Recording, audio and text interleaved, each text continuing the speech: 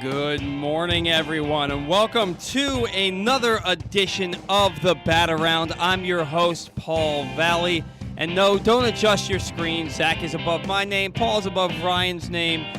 Zach is in Vegas celebrating the Ravens draft. He actually made an appearance on NFL Network last night, cheering before the Ravens' second pick of the day. So Ryan is pinch hitting for him. Ryan, thanks for jumping in on the show again. We always appreciate, always love having you here. How are you today? I'm doing well. I'm always happy to fill in, and I'm excited for Zach getting to experience the NFL draft out in Vegas. I heard it's a week before his 21st birthday, so the timing not great for a Vegas trip, but hey, if he's having fun, I'm all for it. Yeah, I feel like he's probably still found a way to imbibe while he's been out there, but I hope he's having a good time. It certainly looked like he was having a good time when he sent me the video of him on NFL Network last night. That was very, very cool. But this is not a football show or a draft show or the Zach Goodman life story. This is the Bat Around on a beautiful Saturday morning here. I think maybe the weather might be breaking for good. We always start this show off. We always start this show off talking about the weather because I hate the winter. I hate the winter. I hate the cold. It's the worst. And so when we have temperatures in the 30s in late April, when it's basically May, for like 4 straight days, and I'm not talking about during the day, but at some point it's the temperatures in the 30s. I don't like that. I don't mess around with that, Ryan. I'm not a fan of it. So it looks like it's going to get close to 70s the rest of this weekend, all next week.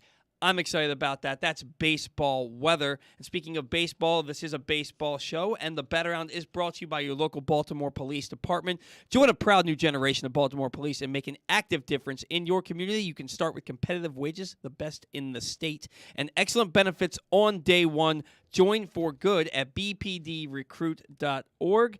That is bpdrecruit.org. And Ryan, let's just dive right into this.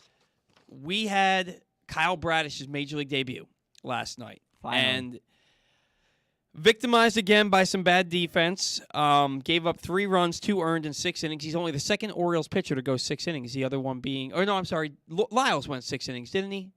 I think he might have once. Maybe he pitched. No, I think he pitched into the 6th inning. I think he went 5 1/3 one time. But Bruce Zimmerman has gone 6 innings, and now Kyle Bradish's Major League debut goes 6 innings. Pitch efficient. I think he threw 76 pitches or something like that? He got over, I think it was 81 or 82. Okay. He was looking real good, looking solid. He was at about 60 going into the 5th inning. Had about a 10-pitch inning there, and I was excited because I knew at that point he was coming back out for the 6th and got a chance at the quality start. And he came through for us. Retired 10 in a row to close out his outing, 13 of 14. So after that second inning, he really settled down. Yeah, he was absolutely fantastic last night. Unfortunately, a common trend for the Orioles continued where they pitch and they don't hit. And when they hit, they seem to not pitch. They only score a ton of runs when their pitching is giving up a ton of runs. So that's unfortunate to see. But look, we'll take the good with the bad. Kyle Bradish, certainly the good. Also last night, Ryan Mountcastle 2 for 4 with a monstrous home run over that Elrod's corner. I guess so. If that's the coined term now. Yeah, I was sitting out in left field last night, and I was really hoping I'd get to see the first Camden Yards home run over the new wall, and I'm glad it was Ryan Mountcastle. It was a moonshot. On the broadcast, Kevin Brown yelled, "Mountcastle over Mount Baltimore." Yep. I thought that was cool. I wouldn't mind calling that Mount Baltimore, but that was a no-doubter. That's gone in any ballpark that you can imagine anywhere. What a shot by Mountcastle. Austin Hayes stays white hot. He goes 2 for 3 last night with a couple of base hits. And this looks like, I'm not going to say a different guy because we've seen him get on runs like this, but we never see it early in the season.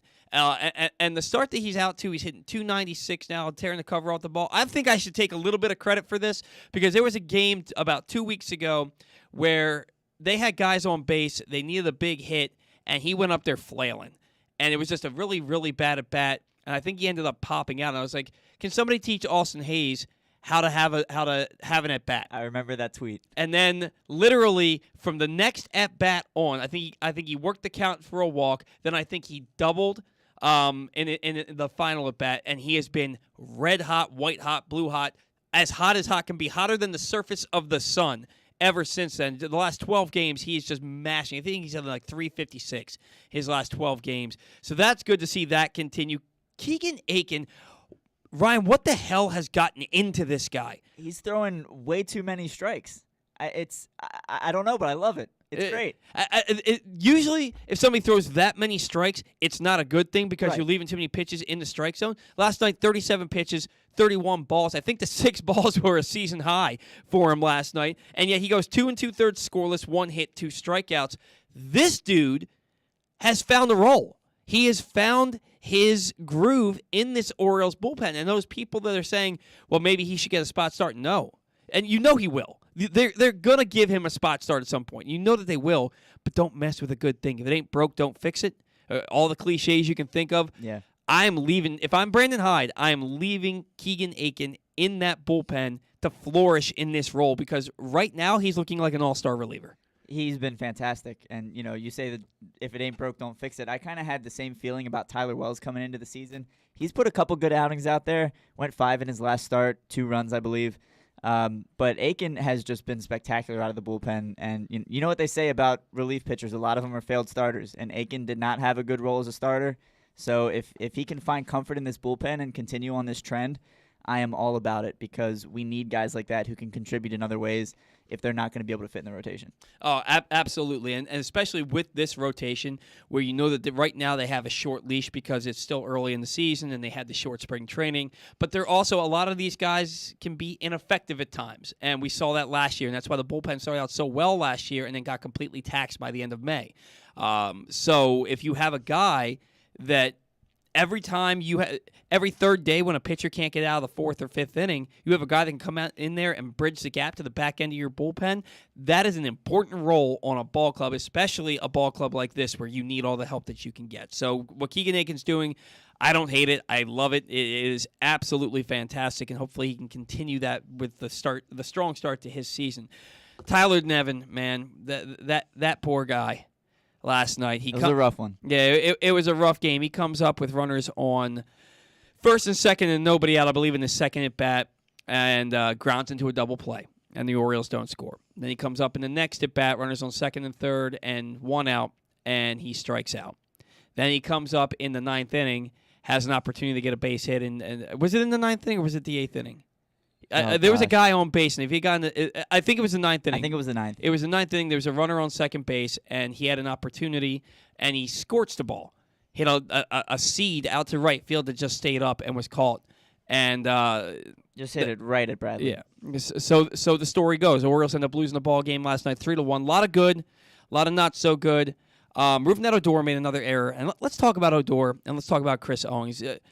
They have Odor come in. Did he come in to pinch hit last night? He came in to pinch hit for Mateo, and then they used Owings to pinch hit for Odor in the 9th. Right, and neither one of these guys has a spot on this team. Neither one of these guys should be here. And look, I would much rather, unless Mateo got hurt and they didn't tell us, I would much rather have Mateo stay in and take that at bat. Mateo has been coming through this year, and if he gets on base, he has the opportunity to on a base hit down liner in the gap, he could score easily.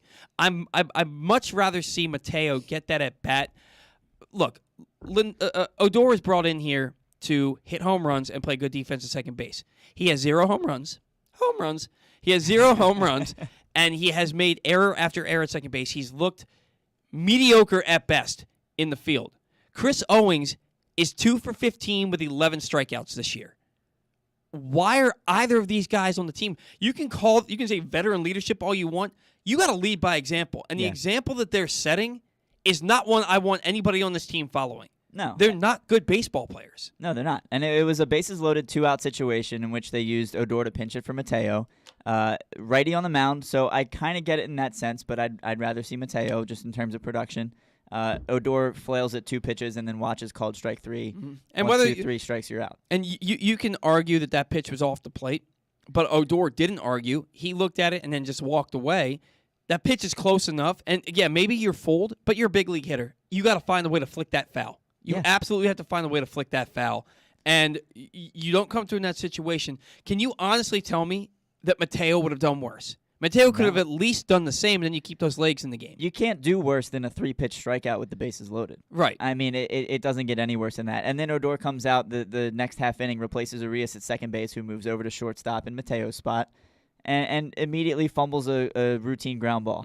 Where he should have gotten in front of the ball and had the glove turned right side up, and instead he tries to backhand it in front of the ball. I cannot stand. This is a major league infield. The chances of you getting a bad hop are not good. Body up on it, man. If it does get a bad hop, hits you in the chest, you still are able to regroup and make the play.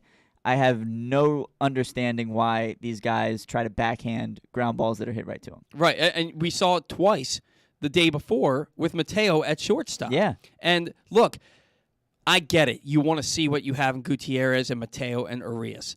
But the Orioles brass did themselves a disservice this year by not finding a quality major league shortstop. When I say quality, they weren't getting Trevor Story. Maybe they were in on Carlos Correa, but and if you ask Jorge Mateo, they were in on Carlos Correa. And if you ask Ramos, he'll say the same thing. But look, those guys didn't get here. Freddie Galvis is playing overseas right now. Jose Iglesias came in here for a visit. Jonathan Villar came in here for I don't know that he came in here for a visit, but why are you letting one of those guys sign anywhere else but here? They're familiar with the team. Villar's off to a hot start. Iglesias, I think he had negative 11 defensive runs saved last year, but he still can field a routine ground ball. These are routine ground balls, and you're booting them. And poor Bruce Zimmerman loved the .93 sparkling ERA through 4 starts, but he gave up 4 runs, all unearned, against the Yankees. That's a ball game that the Orioles had no business losing. No. They had no. You are in complete control of that game. You're up 2-0 in the 5th inning, and then your defense decides that they just can't field a ground ball and they can't make any throws anymore. At what point do we say enough is enough, and we find somebody that can? Richie Martin sitting down there, and he's not playing great, but he's not playing terribly. He had a really nice spring, and I'm not saying you don't put Mateo in the lineup every day. You don't put Arias in the lineup every day. But you got to find ways. And you look, maybe give Santander a day to DH and let Mateo go play in the outfield. Mateo's not an infielder. I love his athleticism, but my big knock against him since he got here was I don't think he can field a ground ball. And he hasn't shown that he can this year. He'll make a spectacular play, that's nice, but make the routine plays. We've seen it with throughout my life, Ripken, Bordick, J.J. Hardy. These guys routinely made all the plays on all the balls that were hit right at him, and we're not seeing that right now. Yeah, I mean, you talk about veteran leadership. A shortstop's a good place to start. And, I was actually talking about this with a friend last night that, Mateo is not a great shortstop. There's a good spot for him in the outfield, especially on a night like last night when you got McKenna starting. They put Mancini in right field. He has no business out there. They gave Hayes a DH night and Santander on the bench. Why not throw Mateo out there and see what he can do, get another bat in the infield? I don't know, man. It's a mess right now. You've got to have guys who can back up your pitching. The infield defense all around in that Zimmerman inning was just brutal. You had an E6, you had an E5, you had a ball that should have been an E4. You had Trey miss a scoop at first base.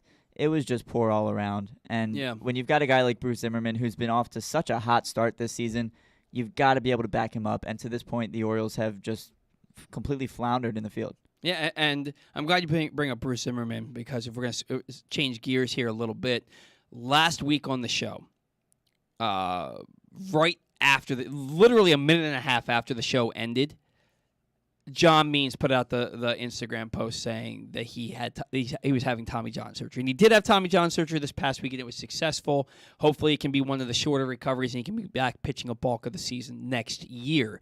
The good news is that it happened early in the season, so maybe he doesn't have to miss too much of 2023.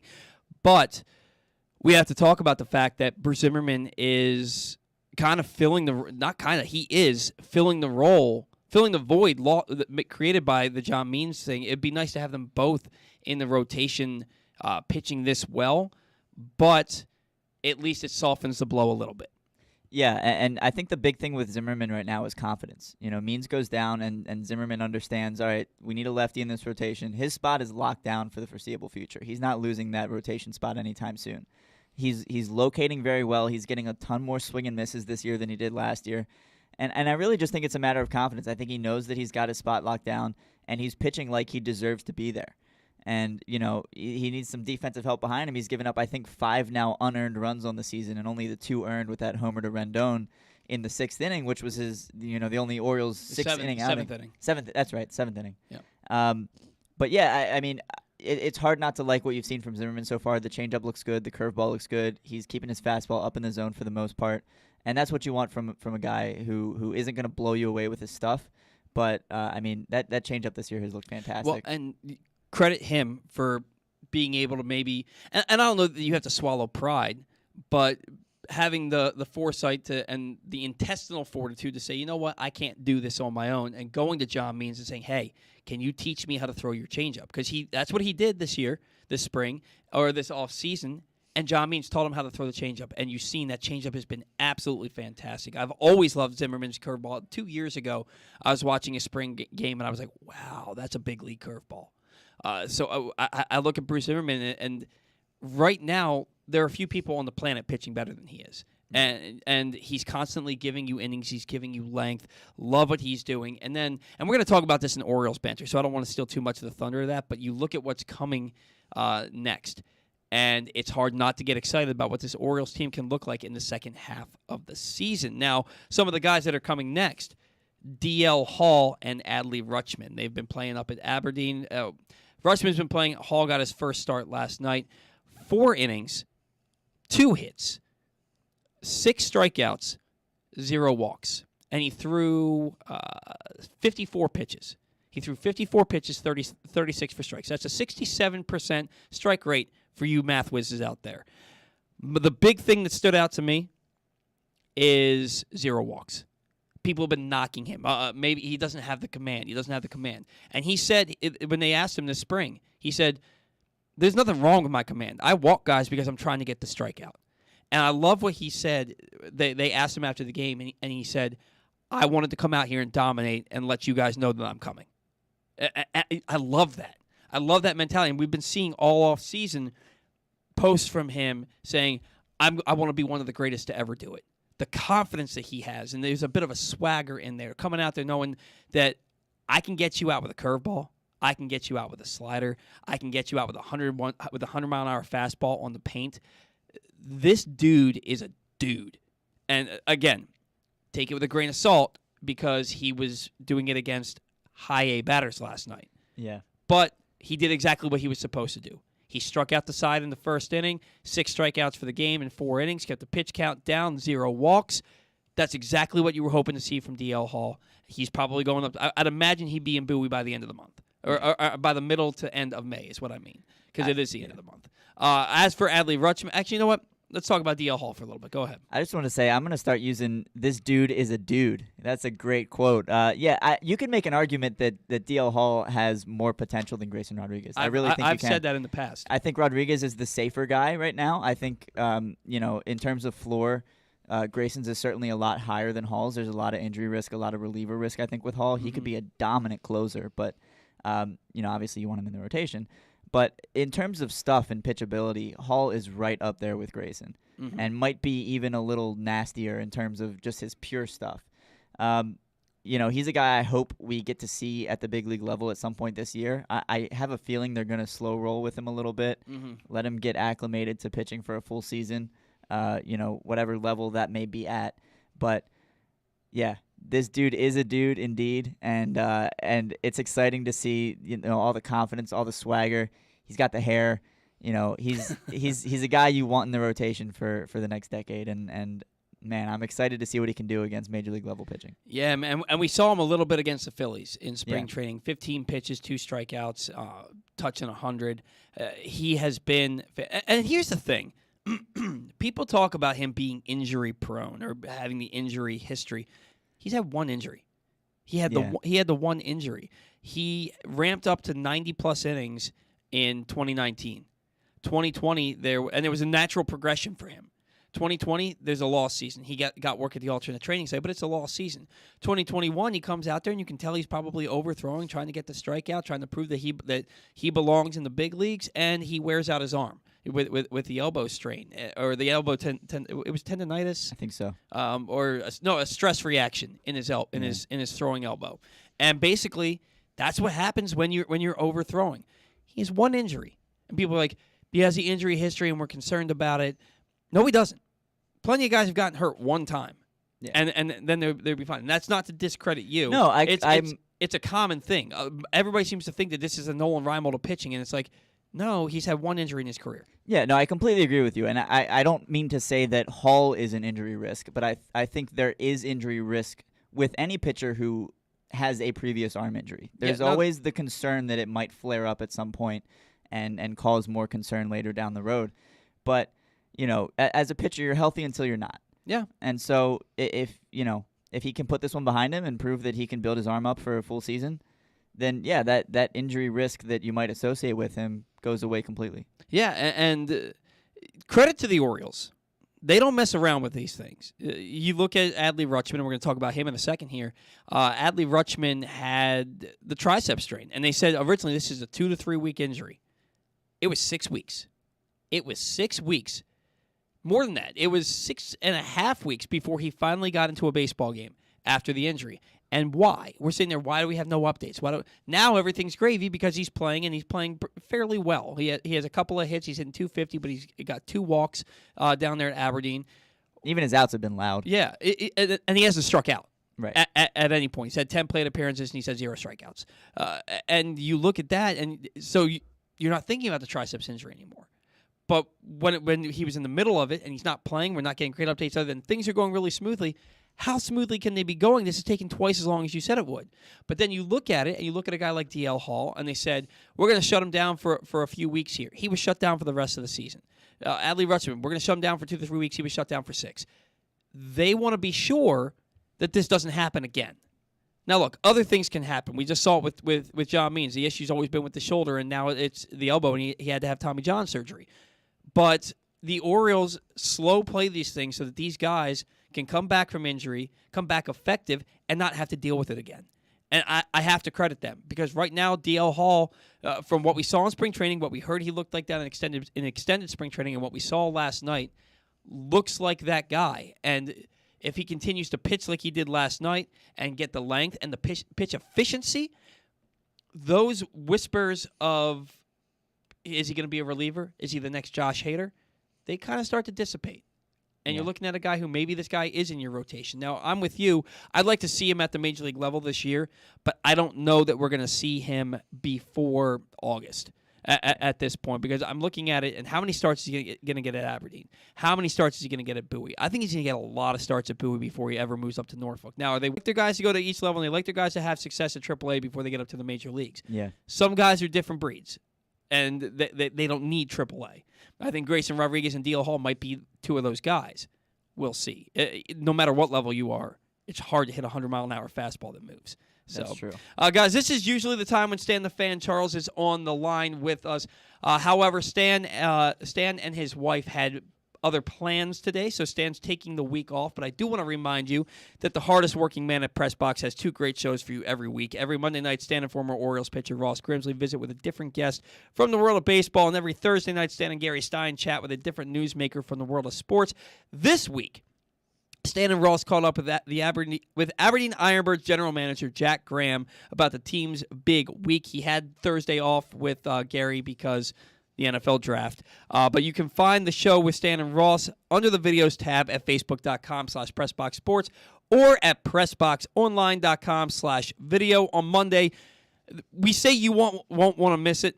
You really don't want to miss this. Stan and Ross are going to chat with Orioles legend Rick Dempsey, who was unceremoniously let go by the Orioles. And, we talked to Jim Hunter, and he had some gripes about it. And there was nothing that the Orioles did to send these guys off in a proper fashion. And Rick Dempsey especially, the 83 World Series MVP, what he's meant to this franchise. He's got a freaking restaurant with his name on the warehouse. Yeah. He was a part of Masson for a really long time.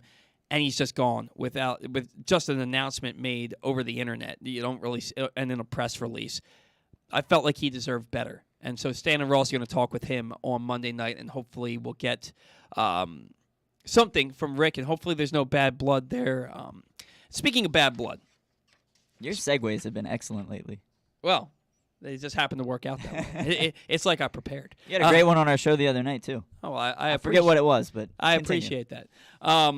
But yeah, speaking of bad blood, Adam Jones was on the show with Glenn and Rita on 105.7 The Fan last Sunday, and he had said it previously in an interview with VSiN out in Vegas that he's had no contact with the Orioles since 2018. And you and I talked about this on our show, Oh What a Show, which airs on Sideline Sports Network. So go check that out every Monday night.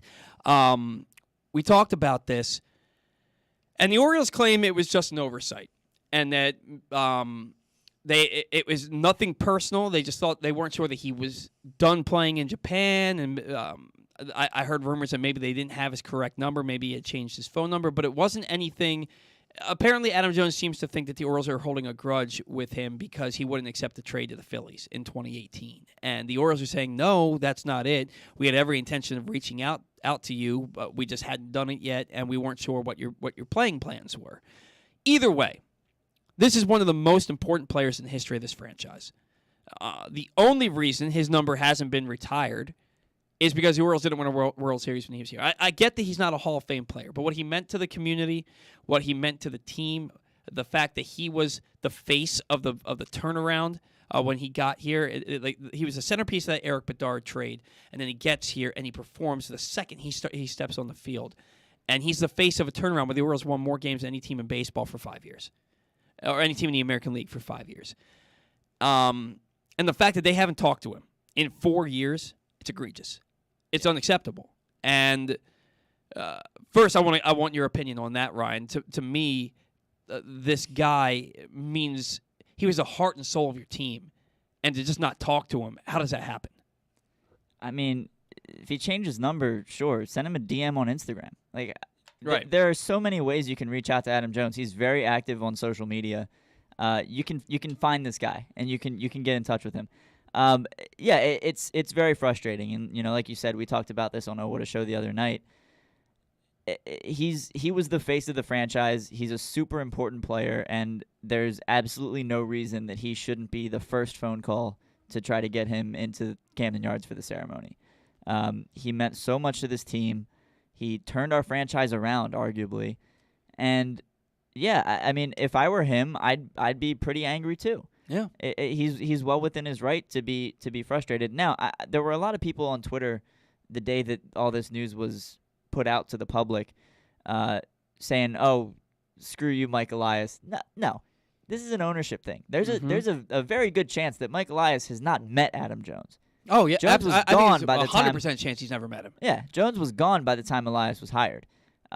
So, I don't think that's on him. Maybe he can play a role in trying to convince ownership to bring him along. But, yeah, I try to reserve judgment until we know truly from both sides how this went down. But no matter how you frame it, it's a bad look. Yeah, and on the Orioles side of things, you can't just say, "Hey, our bad. We want you here for the 30-year anniversary of the ballpark. We want you here." That's not enough. You called Robert Andino before you called Adam Jones. You called Robert Andino before you called Mike Bordick. I mean, I'm just putting it out there. They haven't even called Mike Bordick from what I heard. Maybe they're going alphabetically. Who knows? That's what I said the other day. Maybe they're going alphabetically. But that was my first thought too. But look, you got to do more. You got to make Adam Jones an ambassador for this team. Any kind of role that he wants with this team where he's not going to be the manager. You know what I mean? But if he wants to be a part of this team in some way, you got to make that happen. You got to have him come on here, and the first part of that ceremony, and we talked about this on the other show, the first part of that ceremony is having him sign a one-day contract in front of a packed house with the Orioles to retire an Oriole, if he's ready to retire. Now, Glenn and I talked about this, and he said that Adam said that if Buck Showalter called him in August and was like, "Hey, we have an injury, we have a need," that he'd go do it. So maybe he's not ready to retire yet. But then also, I think the next step that you take, the Orioles Hall of Fame is so saturated, right? There's so many people in there. If I worked for the Orioles for 5 years, I'd probably be in the Orioles Hall of Fame. Probably. You'd have a plaque out there. Yeah, so the Orioles Hall of Fame ain't enough. I'm not saying you build this guy a statue, but nobody's worn number 10 since Jones left. Let's just make that a real thing. Retire the number. You look at, all the guys, Frank, Earl, Brooks, Eddie, Jim, Cal, they all won World Series here, and that's why their numbers are retired. But Adam Jones is on that next level. He's on that next level. It's him, and then maybe Boog Powell step down from him. Guys who meant so much to this franchise that you can't overstate their value. And a guy like Adam Jones, there's no reason for anybody to ever wear number 10 again. Being the face of a trade where you trade one of the best young lefties in Eric Bedard in baseball, and you get Adam Jones, and he turns into the player that you needed him to become. He didn't just come here and play good baseball. He became exactly what you wanted him to be. A Gold Glove, 30-homer, 100 RBI outfielder. An all-star outfielder who in 2012 and 2013 was MVP caliber and was the face of your turnaround. Got you to the playoffs 3 times in 5 years. And look, 3 times in 5 years, you look at the Dodgers, they've been to the playoffs for like 15 straight years. The Yankees haven't missed the playoffs since like 1996. In Baltimore, it's a little bit different. I'm going to be 38 years old this year. They've won 13 times. They've had 13 winning seasons in my lifetime. They lost for 14 straight years. They have lost over 100 games 3 of the last 4 years. And the only reason they didn't lose 100 games in 2020 is they only played 60.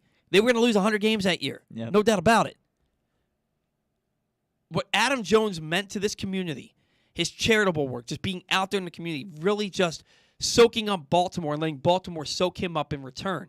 And then the play on the field, what he meant to that clubhouse, Adam Jones' number should absolutely be retired.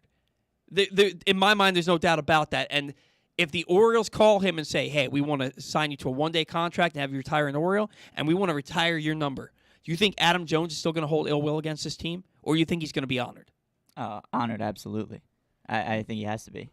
Yeah, I like your idea. I wanted to let you go on your little rant there. That was very spirited, and you know, it's obvious just based on something like that and you being able to talk about him with that kind of energy, how much he meant to this city.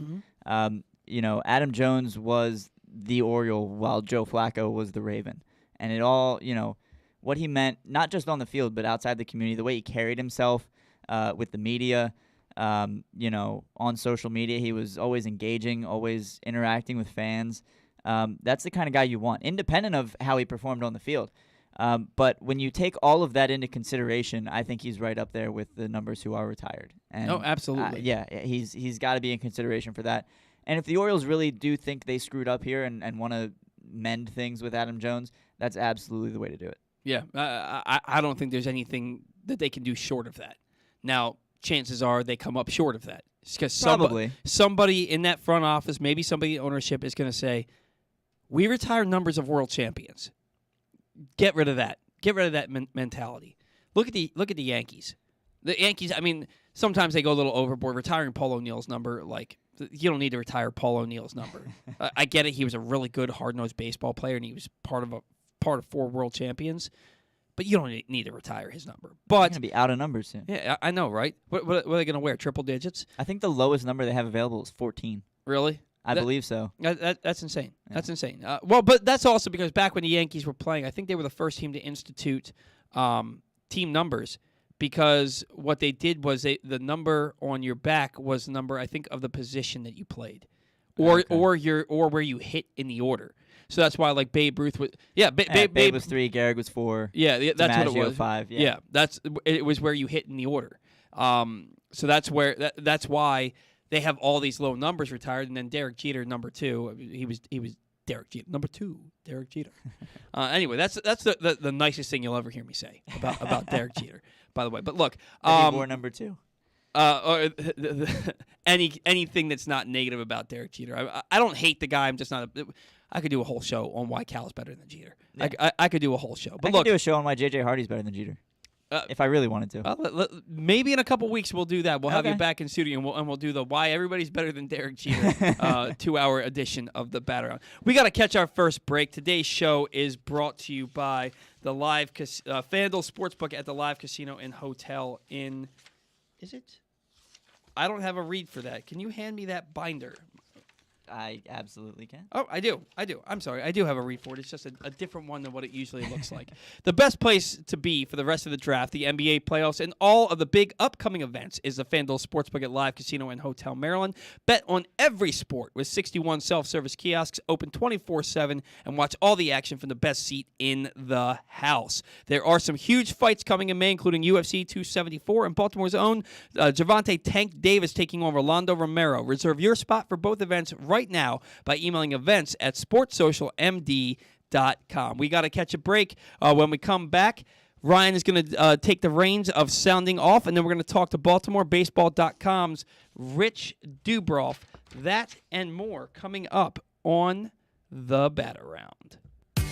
Baseball is back, and so is the spring seasonal menu at Glory Days Grill. Start with the opener, flash-fried pork belly with our popular Korean No. 2 sauce, and take a bite out of the Crunch Burger, topped with home run sauce, white American cheese, and house-made chips. It also features irresistible options like a baseball-cut sirloin with blue cheese, grilled shrimp with garlic butter, and a strawberry salmon salad. And then there's the closer, the Cracker Jack Sundae with a waffle, ice cream, and Cracker Jack. This menu will be gone at your neighborhood Glory Days Grill. GloryDaysGrill.com to find out more. Great food, good sports.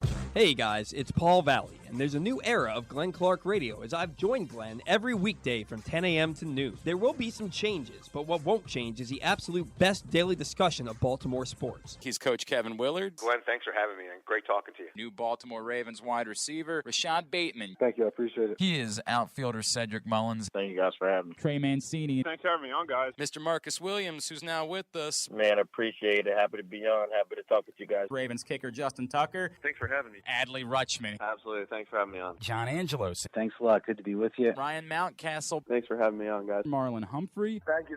Quarterback for the University of Maryland, Talia Tungavailoa. Thank you guys for having me. He is J.K. Dobbins. Thank you for having me. I had a great time. The great Ray Lewis. Always good to be on. He is Mr. Cal Ripken Jr. Good chatting with you. You can watch us live at Facebook.com/PressBoxSports or listen at PressBoxOnline.com/radio. And podcasts are available on Apple Podcasts or Spotify. The Toyota Tacoma comes in a wide range of models and trim lines. You can choose the perfect Toyota to reflect your unique personality and driving habits. Check out buyatoyota.com for deals on new Tacomas from your local Toyota dealer today. Stan the Fan here, welcoming back one of my favorite sponsors, the Costas Inn. And everybody around Baltimore knows that the Costas Inn is a great place to go and grab crabs, steaks, salads, soups, whatever's on your mind to eat in person. But did you know that the Costas Inn has upped their game? They are now one of the premier takeout places in Baltimore. Give them a call now to order your food, 410-477-1975. That's the Costas Inn over 4100 North Point Boulevard. Sports fans, the wait is over. The all-new FanDuel Sportsbook is now open at Live Casino and Hotel in Hanover, Maryland. This is your chance to win big right in your own backyard. Bet on every sport with self-service kiosks and watch all of the action from the best seat in the house. Make every moment more at the all-new FanDuel Sportsbook at Live Casino and Hotel in Hanover. Please play responsibly. Gambling problem? Please call 1-800-GAMBLER or visit mdgamblinghelp.org.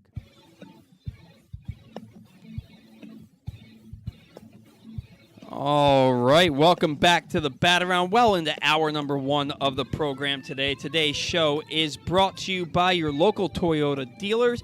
Whether your focus is luxury and comfort, convenience and technologically advanced connectivity, or sporty performance and aggressive styling, we've got the perfect Highlander for you. Check out buyatoyota.com for deals on new Highlanders from your local Toyota dealer today. And there's no segue for this. It's just time to sound off. And instead of sounding off with Zach Goodman, it is sounding off with Ryan Blake. Yeah, well, thank you for letting me do this segment again. It's been a lot of fun. I feel like the majority of the sounding off segments that I've done on this show have kind of stemmed from tweets, which seems kind of strange, but here we go again. I sent out a tweet yesterday that gained a little bit of traction for my Orioles account, where I mentioned that if you want to go to a baseball game and you can't find anybody to go with you, go by yourself. Enjoy your own company. This is something that I have done many times in my adult life. I've gone after work. I've gone after school. I've gone by myself when I don't have anybody to go with, when my friends are busy, when they don't have the money, whatever it may be. And this isn't to take away anything from those friends or my dad or whoever I would end up at a game with, my girlfriend whose mom might be watching. Hi, Miss Nancy. But if you can't enjoy your own company, especially at a thing like a baseball game. And I had people talk about this, in the comments saying like, oh, this applies to, movies, going out to dinner. And I absolutely agree. But I just want to talk about how enjoyable it is to be able to go to a game and be on your own schedule. Because there's something really therapeutic about just sitting in a stadium and just breathing in baseball. And you don't have to appease anybody. You don't have to wait up for anybody. You don't have to lead anybody around. It's relaxing. You can wander around all you want. Last night, I went down by the bullpen and stood there for 20 minutes and watched Kyle Bradish warm up just because I wanted to. And I didn't feel like I was inconveniencing anybody because I didn't have anybody with me to inconvenience. And it was great. I can, scroll on my phone during inning breaks without feeling like I'm being rude to somebody. I can yell DFA Odor tonight as loud as I want, as I did last night, without feeling like I'm embarrassing the people around me. You can make friends. You can interact with people who are sitting near you. You can essentially do what you want. There's no shame in it. It's a lot of fun. There were a lot of people who said, oh, yeah, I've done this. I used to do this all the time. I had a single season ticket to the Cubs. I would do that. There were people from all over saying, yeah, it's enjoyable to go to a baseball game by yourself. And I ran into a friend last night, and he sarcastically called me a loser. And there's no shame in going to a baseball game. It's so much fun.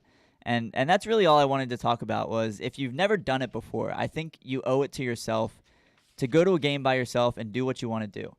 And that's really all I have to say about that because you have to be able to enjoy your own company. Paul, have you ever gone to a game by yourself? Yeah, I absolutely have. I went to the first Orioles playoff game since 1997 by myself. I was watching the Ravens just dominate the Raiders in a football game, and I'm sitting there at my house, and I'm like, I can't not go to this game.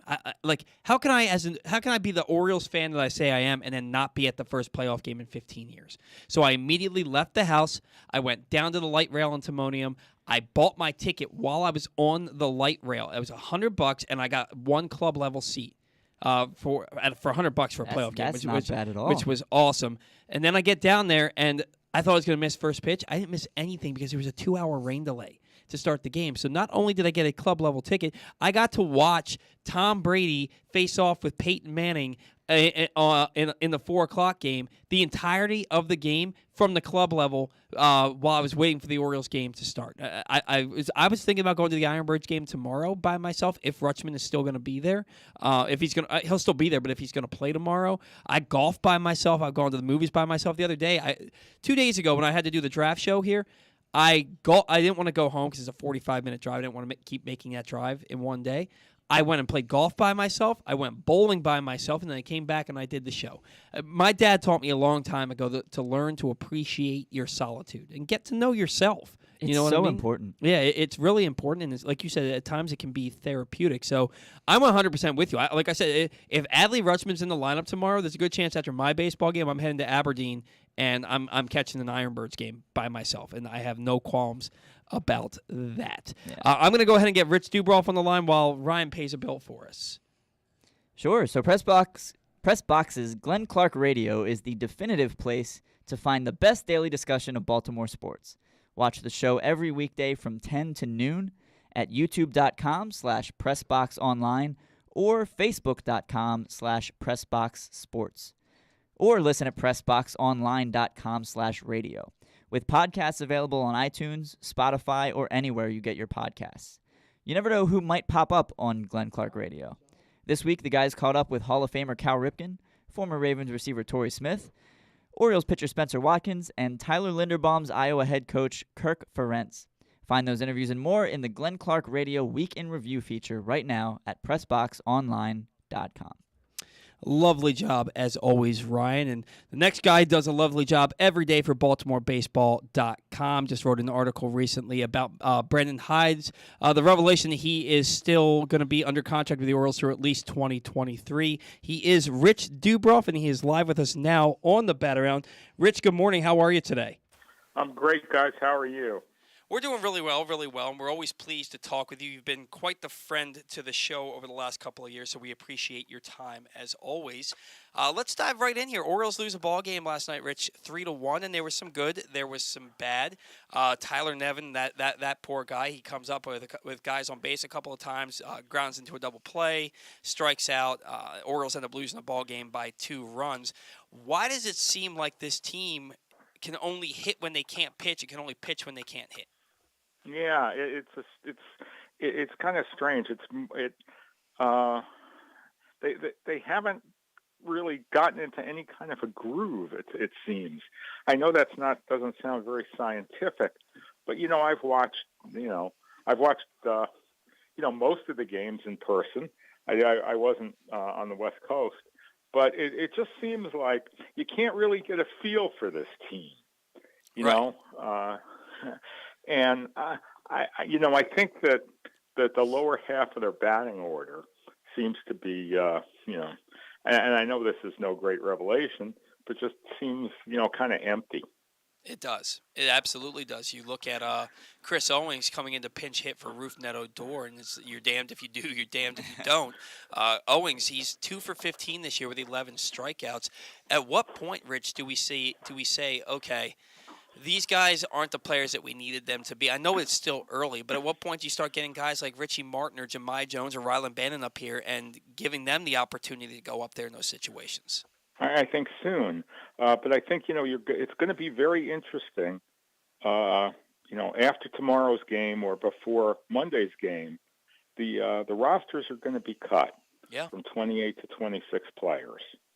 It's going to be interesting to see what happens. That's an excellent point because they're going to still let them keep 14 pitchers through the end of the month. So that's going to be interesting to see. That's a great point, Rich. I mean, they could have, they could keep 14 pitchers, which they have now, and then drop down to, 12 position players. Right now it's 14 and 14. So, it could be, they could do it that way. I think that what you're going to see in May is, you're going to see sort of the resumption of the Norfolk shuttle. You didn't see that much in April. You didn't see a lot of, the position players they have are the position players they started with 3 weeks ago. They are. You're absolutely right. And somebody else who we're hoping is not on the shuttle, he made his Major League debut last night, Kyle Bradish. You'd expect that the leash would be a little bit longer for him because he is one of their top pitching prospects, and he made the debut last night and served himself very well with the 6 innings pitched and only allowing 2 earned runs, 3 runs total. What did you see from Bradish last night, and do you think that this is a guy who they brought up to keep in their rotation for the foreseeable future? Well, yes. This is one thing. One thing about Elias is he's conservative in bringing players up, but once they're up, unless there's, for the most part, unless there's a reason that they've shown that they can't hack it in the big leagues, they stay up. Right.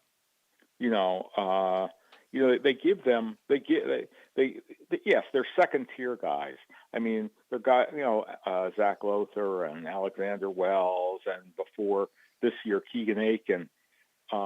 They would move them back and forth because they weren't quite, they were good prospects in their mind, but not, the elite prospects. But when they've had guys they wanted to take a look at, this goes back to Santander in 2019. Chance Sisco, DJ Stewart, they get real chances. I remember having a lot of readers complain to me with Sisco. Oh, they never gave him a chance, which was absolutely garbage. They gave him plenty of opportunities. But they gave DJ Stewart, so many opportunities. There were other guys like McKenna, who was there to fill a need, who ended up playing most of the season with the Orioles last year. And they moved him up. They moved him up and down, I think, 7 times, which you can't do anymore. But once they, bring somebody up, they're there to get a real opportunity. and the team, needs starters. I mean, John Means is down. Chris Ellis went down. So there's an opening, and there will be an opening soon for Grayson Rodriguez. So these guys will get opportunities. Now, Brad, I'd say, with Bradish, he'll be up. They'll give somebody 5 starts, let's say, which is a good opportunity. Mm-hmm. And let's see what they do after 5 starts. But I would think that unless he was totally overmatched, that he was, that he'd be in the big leagues to stay. Rich, on the subject, the corresponding move for Bradish being called up to the active roster was Mike Baumann being sent down to AAA. And he's been pitching out of the bullpen this year, a few good outings, a few bad. Do you think this was just a procedural move? Does it have to do with recent usage or performance? And how soon do you expect Baumann to be back up in the bullpen? Well, I think that Baumann is someone that they want to, they want to see in the big leagues. Maybe as and maybe as a starter, maybe as a reliever. I remember I saw him for the first time, and I didn't really know who he was. 2018, I guess it was 2018. I saw him in Delmarva, and he pitched, and he was terrific. And I thought, wow, I didn't know anything about him, and I thought he was. And I saw him in the minor. I saw him pitch for Bowie. And I thought he was really, good. And, I have been a Baumann, I've been a Baumann fan and a Baumann booster. And he, at times he's shown, some good, some good stuff. And I just think he needs to pitch regularly, which is what they said that they're going to do with him. If they'll probably make him into a tandem starter for now, pair him with somebody else so they stretch him out a little bit and see what they want to do with him, because this is a season of experimentation. You want to get these young guys up, Bradish and Rodriguez, and if they can, DL Hall and Rutschman and Stowers, and let them get the bad stuff out of the way. I mean, almost everybody stumbles when they get to the major leagues, and this is sort of this should be like a learning year for them. And I know fans are tired of hearing that, but this is these are the real prospects now. I mean, these are your best players. And you mentioned earlier, well, when do they give Jahmai Jones and Richie Martin and Ryland Bannon a shot? Well, I think that they're going to get. I think that they're going to get shots. I think that I don't know if I don't think you're there to placate the fans and say, well, fans want to see those guys rather than seeing Odor and Gutierrez and Owings. But you want to see what your players in your system can do. I mean, that's and interestingly, none of those three, Bannon, Jones, or Martin, is an Orioles product, but they have gotten they have gotten tutoring in the minors, and they've invested in them. So you want to see what they can do. We've got Rich Dubroff from BaltimoreBaseball.com joining us today. And just as a reminder, Ryan Blake filling in the co-captain's chair for Zach Goodman, who's out in Vegas participating in the NFL draft. Rich, you mentioned Keegan Aiken a little bit earlier, and it seems like he's really carved out a role for himself in this Orioles bullpen. And it seems like the biggest difference from the last couple of years to this year is he's stopped trying to nibble, and he's attacking the zone. His strike percentage is way up in the upper 80s. He looks like a completely different guy this year. Yeah, he certainly does, and I think that he's better off being in the bullpen. And he's basically said, I remember asking him after a game, about being in the bullpen, and he says he feels more, he says he feels more comfortable there. And so, while the Orioles first and foremost need starters, having, a left-hander who can pitch multiple innings and not have guys on base is a really good thing. And of course, just like everybody else, I was sort of focused on Bradish last night, and not on Aiken. But Aiken came in and kept them in the game again. So that's that's a really good thing. It's just interesting because they are developing some interesting options in the bullpen, and maybe options that they hadn't really thought were there to start the season.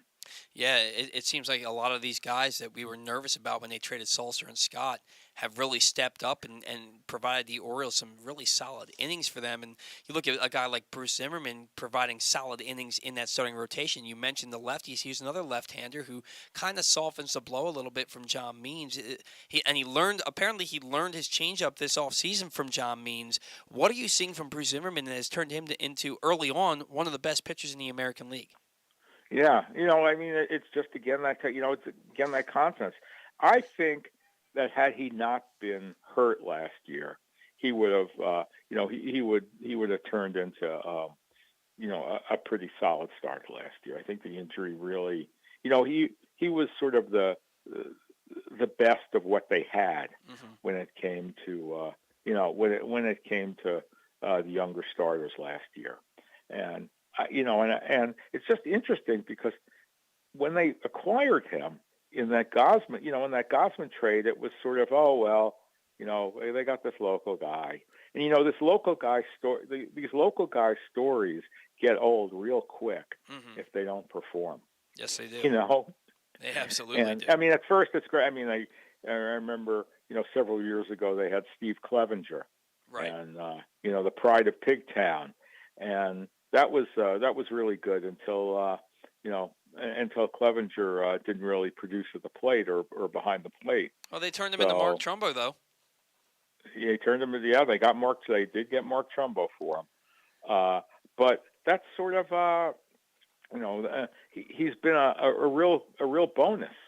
That from all those trades, he may be.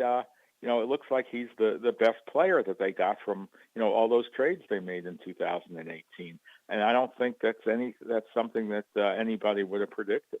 No, I agree with you, and you have confidence now when he goes out there every fifth day that he's going to give you length and he's going to keep you in ball games. So it's certainly been nice to see. Now another lefty that we've been dying to see is D.L. Hall. He made a season debut last night for the Aberdeen Ironbirds. He goes 4 innings, 54 pitches, 2 hits, no walks, and 6 strikeouts. And Rich, of that line that I just read to you, the no walks is what stands out to me. How long is he going to be spending in Aberdeen? I'm assuming that he goes to Bowie here shortly. And at what point do you think we see him, if at all, in 2022 at the big league level? Well, if his performance warrants and if his health allows, I think you will see him in the second half of the season. Okay. They want to really monitor. They really want to monitor those innings. And they may put him. They may start him and he pitches a few innings, but then again, you're going to need a guy to carry him. And probably not put Aiken in back. Probably not put Aiken in back of him. And it's just that he threw so few innings last year. I think it was 31 1/3, something like that. Like 32, yeah. Yeah, and you can't just go from that to 150 innings without possibly hurting them. So I would think that you'd see him second half of the season. They'll want to I think that now that they can send him to Bowie, maybe one more start at Aberdeen, then send him to Bowie, and then have him hopefully pitch there. And they'll want him to pitch at AAA. Yeah. They'll want him to pitch at AAA. So I would say, after the All-Star break, July, August, and with a healthy DL Hall, that would be really cool. Yeah, by then you'd think Grayson Rodriguez would be here, Bradish in the rotation. It's something that it certainly can get the blood flowing for Orioles fans for the first time in a long time. Now, Adley Rutschman's been getting that blood flowing for quite a few years now. He is on the cusp of getting to the major league level. He's been playing down in Aberdeen. Is the plan for him to do a 6-game series at each stop and then get back to Baltimore? And if that's the case, is he lining up to make that major league debut on May 16th, that Monday opener against the Yankees to start a homestand? Yeah, that's what I've been thinking. Because when you do when a major league player goes and does a minor league rehab assignment, it's generally the 20-day thing, and he's not on the major league roster, so he can be down there as long as he wants. But Aberdeen's home this week, and then Bowie will be home for 6 days starting Tuesday, and then Norfolk will be home 6 days starting after that. And of course, they're going to want Rutschman's major league debut to come at home. Right. So I would think the week of May 16th, if all things go well, you'll see Rutschman here. But Mike Elias certainly isn't saying that, and they've never told a player, okay, you're going to be here by right a certain day. So I think that I think that that's a pretty good guess. And if you're going to guess that, I'd say I'll agree with you. Yeah, I think the stars are aligning perfectly for that to be the case for sure. You did write an article about Brandon Hyde the other day, and I don't know if the article was championing him or just kind of putting the facts out there that he's here through 2023. There have been people, and myself included, have been speculating that he's not going to be the manager of this team when they get back to competition. That's generally the case. These managers that are brought in to manage a rebuild usually aren't around to see the fruits of their labors. But it seems like the Orioles are giving him the opportunity to manage these prospects and be that guy. What can you tell us about Brandon Hyde and the Orioles' plans for him? Well, everybody, and not necessarily me, everybody speculated when he came here that he was a placeholder, that he was going to be the manager for a while. He'd take the bullets when they were bad, and then someone else would come in. And a lot of fans, they wanted to connect the dots. And they thought, well, Buck Britton, they keep promoting him. He, next thing he's going to do is manage the Orioles. And it's a long way from managing at AAA to managing in the big leagues. And it doesn't seem like, minor league managers get promoted all that much these days. And of course, I don't know. And Mike Elias is generally very, very difficult to read, very difficult to predict, even for those of us who have, I've listened to every single one of his, press conferences or Zoom calls since he's been, with the Orioles. And, yes, there's certain things that I take away from them. And then, there are always surprises that come with them.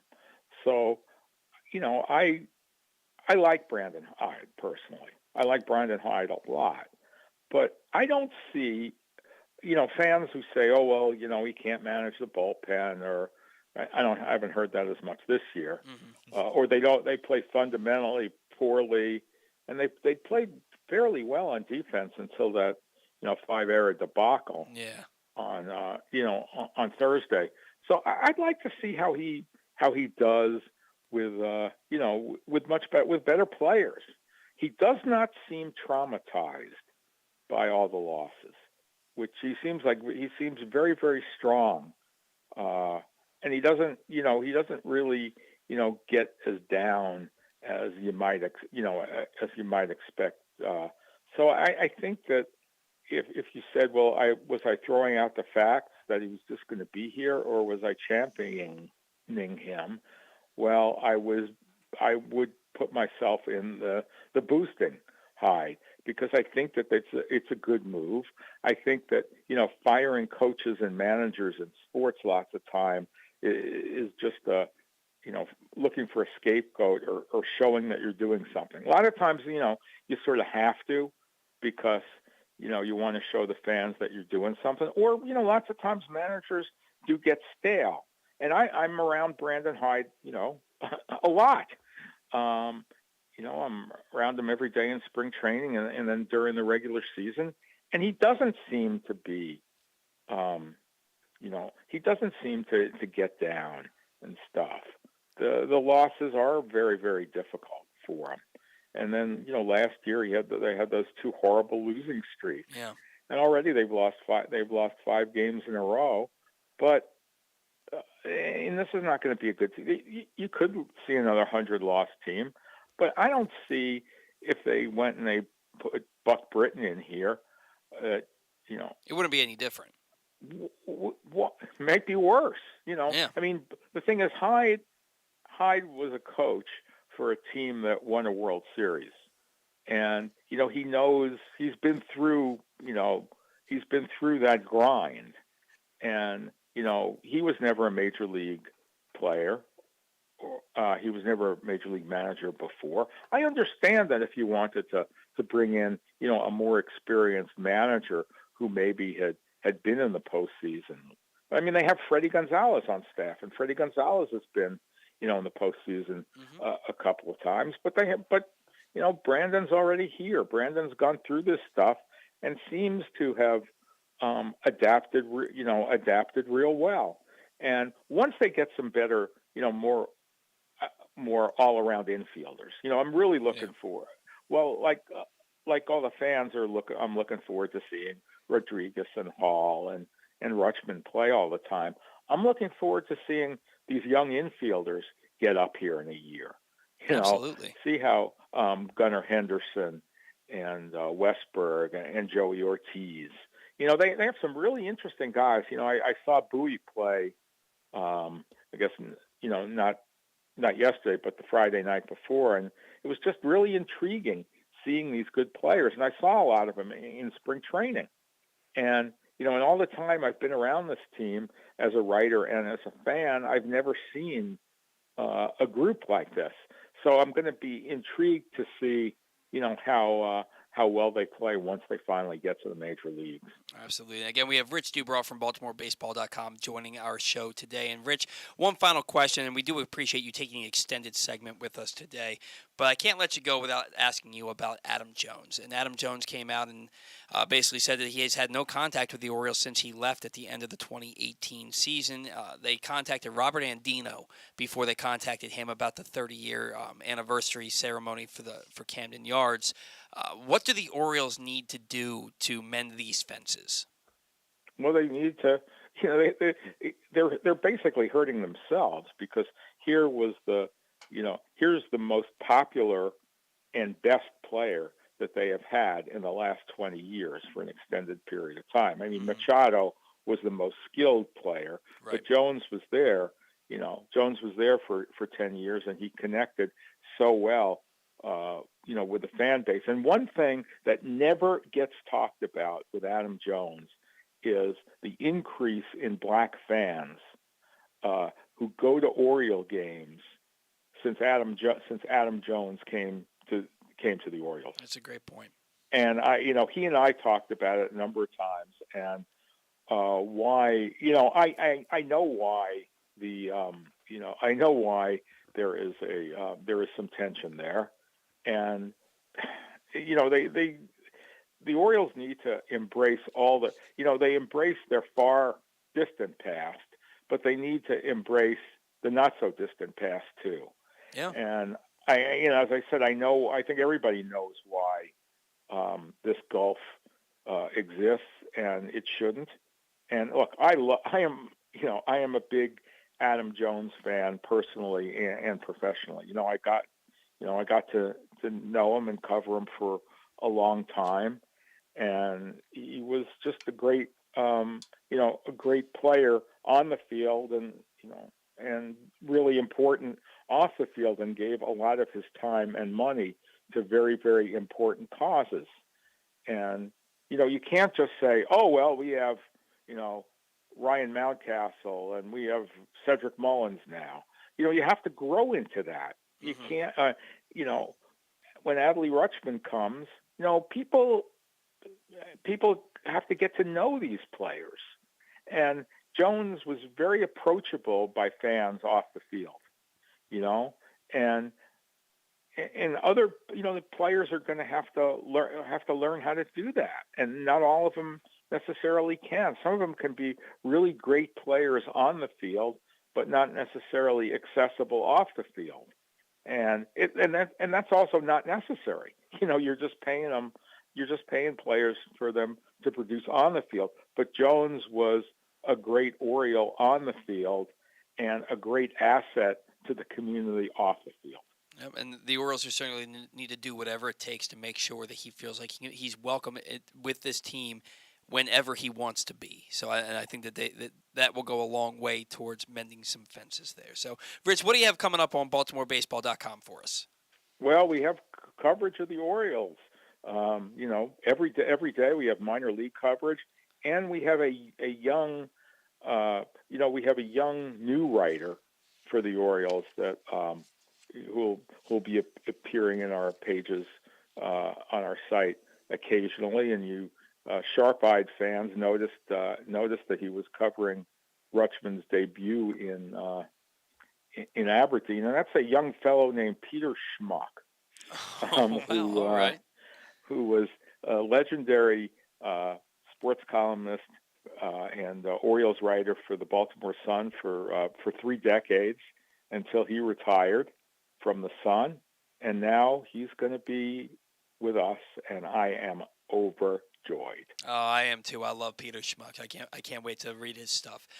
Rich, it's always our pleasure to talk to you. Thanks so much for being such a good friend to the show. We hope to talk to you real soon down the line. All right. Thanks, okay, Rich. my pleasure. Thanks for having me on, guys. Absolutely. Take care.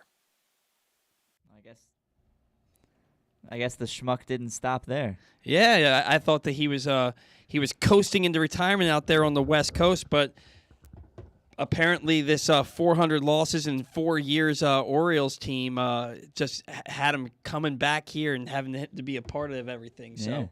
I think we need to have a discussion. Is Peter Schmuck a bandwagon Orioles fan? He's coming back with all the excitement coming in the future. Rutschman and Grayson Rodriguez are coming. This is the time to buy in. Yeah. No, I'm just messing. I know you are. Look, Rich Dubroff has come on our show so many times over the last year plus, and he always does such a great job with so much intel. So we certainly appreciate him joining the program as always. Hour number 1, well in the books here, and it's been the first hour of the bat around. Wow, if I can learn to talk.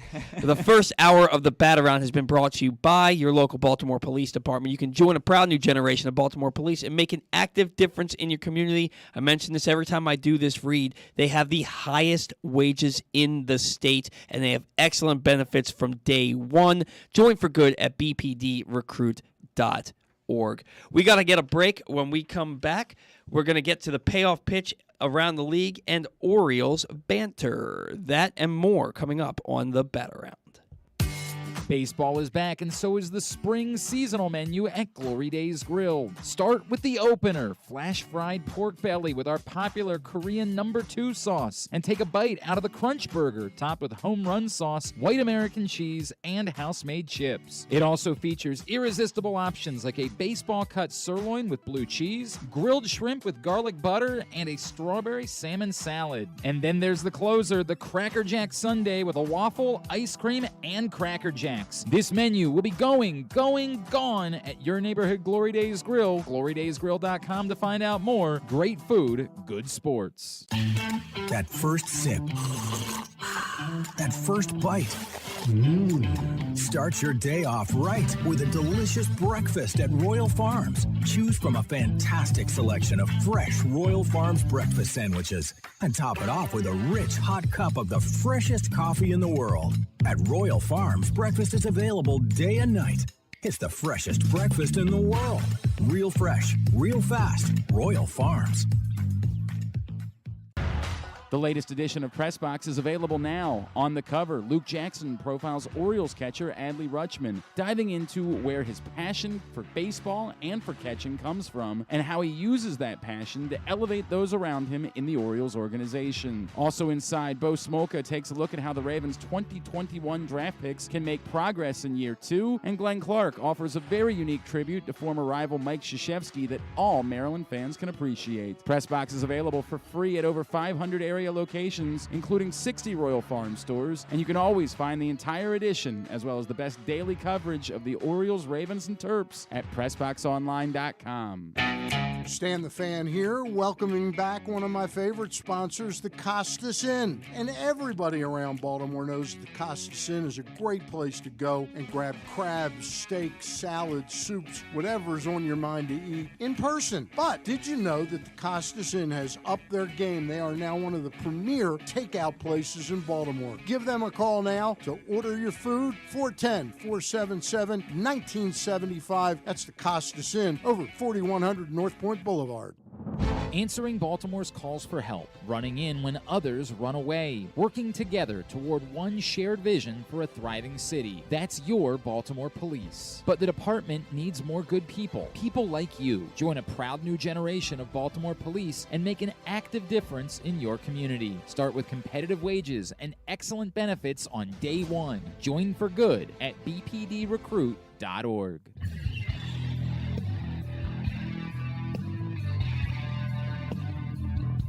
All right, welcome back to the Batter Round.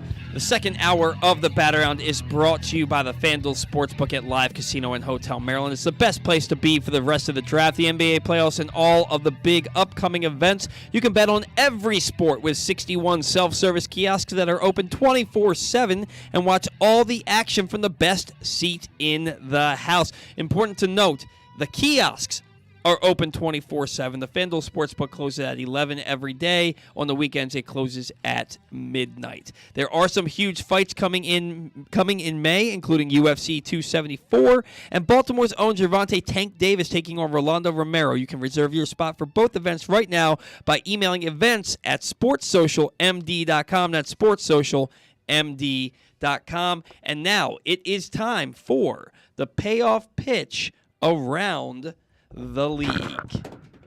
Whoops, knocked something over there. Kyle Bradish tossed 6 strong innings in his big league debut for the Orioles, and Ryan Mountcastle hit a mammoth home run, but it was the Red Sox behind a Christian Arroyo 2-run homer and 7 shutout innings from Rich Hill and Tanner Houck, who came out on top 3-2. Aaron Judge, Anthony Rizzo, and Giancarlo Stanton all homered, and only rain could stop the Yankees as they dominated the Royals 12-2 in a rain-shortened 8-inning game.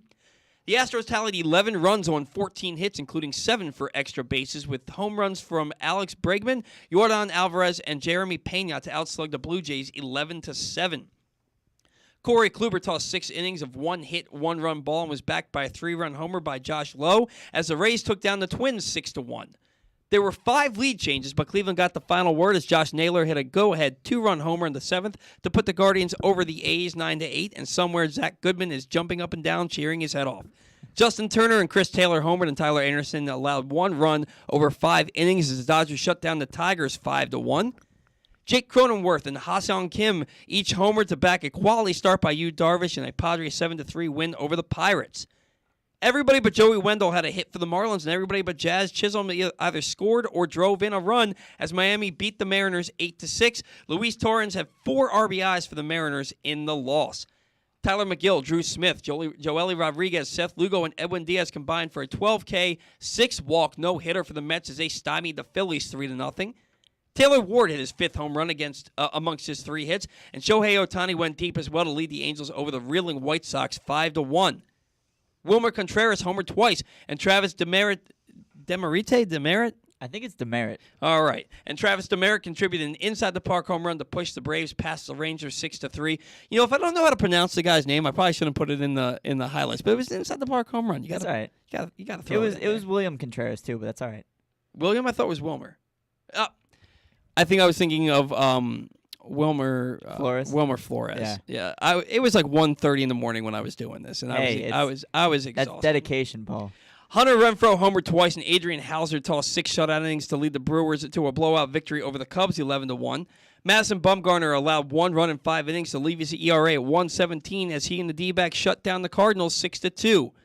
4 players had multi-hit games, and Ryan McMahon drove in 3 in a Rockies 10-4 win over the Reds. And finally, 7 players had at least 2 hits, 5 players had at least 3 hits, and 3 players had 4 hits to help the Nationals pummel the Giants 14-4. One of those guys that had 4 hits, Maikel Franco, who is just tearing the cover off the ball for the Nationals. Now, look, he started hot for the Orioles last year, but still, man, what the hell? I don't know. Yeah, Whatever. What the hell? Whatever. Whatever. Whatever's exactly right. It's not like he fit into the Orioles future plans anyway. But still.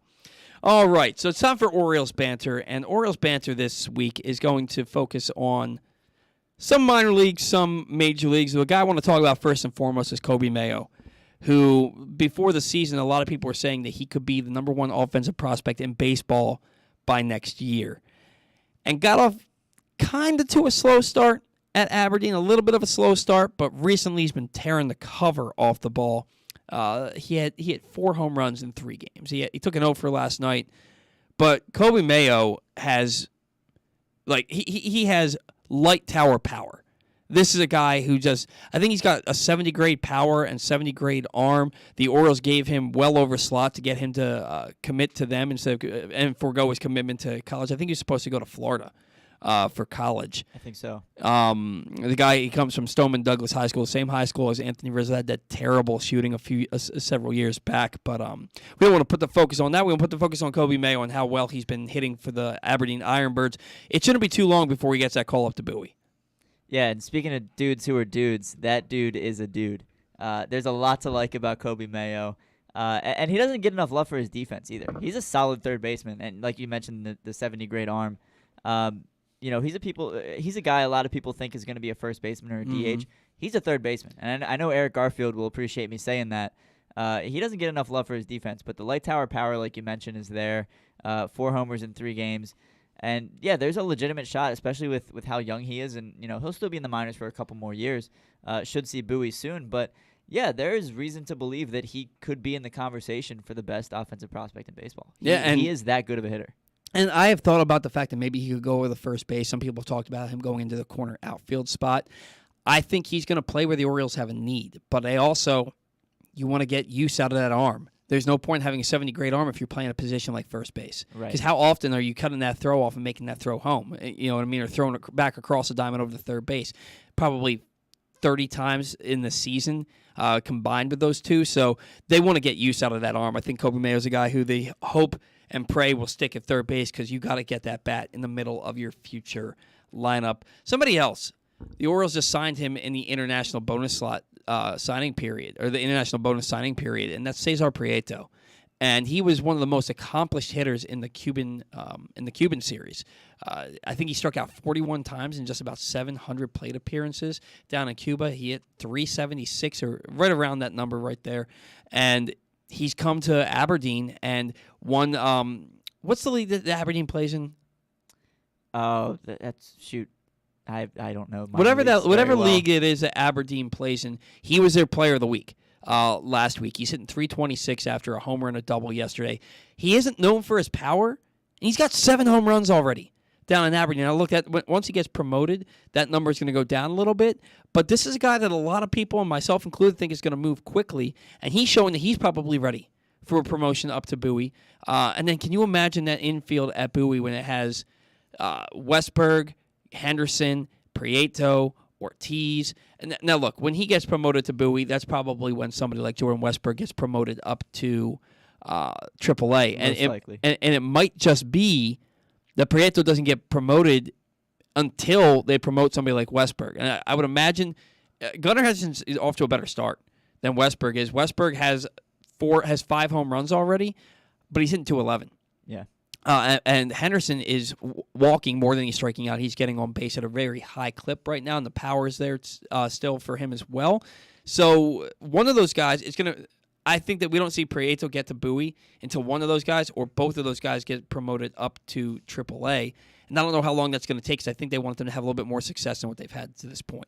Prieto's an interesting case because when we signed him in the offseason, he was a guy I thought could be in the running to even start the season as high as AAA. I thought so. I thought he started Bowie. I was surprised to see him at Aberdeen. Yeah, I thought Bowie at the minimum. But he's that polished as a hitter. Obviously, the Orioles have different plans. They want to get him adjusted to playing ball over here and the day-to-day lifestyle of being a professional ball player. But just looking at the video of his home run from last night, that swing is so fluid. He has such barrel control, such intensity behind the swing. Such torque in his rotation. There's a lot to like about that swing, and he's a guy who hasn't been getting enough love as one of these top Orioles prospects. But when we're looking back on this as a league, when we're looking back on this international signing period, Prieto might be one of the guys who's in that top tier of standouts. Yeah, and when I first saw, and keep in mind, this is a guy who was supposed to sign with the Astros for like $2.5 million. Yeah. And he had trouble defecting from Cuba, and that's why the Orioles were able to get him at, I think, like $600,000. They were able to get him, or like $750,000. It was in between those two numbers. He was less than $1 million for sure. Yeah, they were able to get him at a low number because it took him so long to defect. But when I saw video of his swing, the first thing I thought was Juan Soto. That was the first thing I thought, and then after that, it's the body type. And look, I go to the gym pretty regularly, so I have an appreciation for people who you can tell spend. Ryan too, filling out that hoodie nicely. I need to. I have an appreciation for guys who take care of themselves, and this guy is very clearly disciplined in his workout regimen, his nutrition, in the way he swings the bat.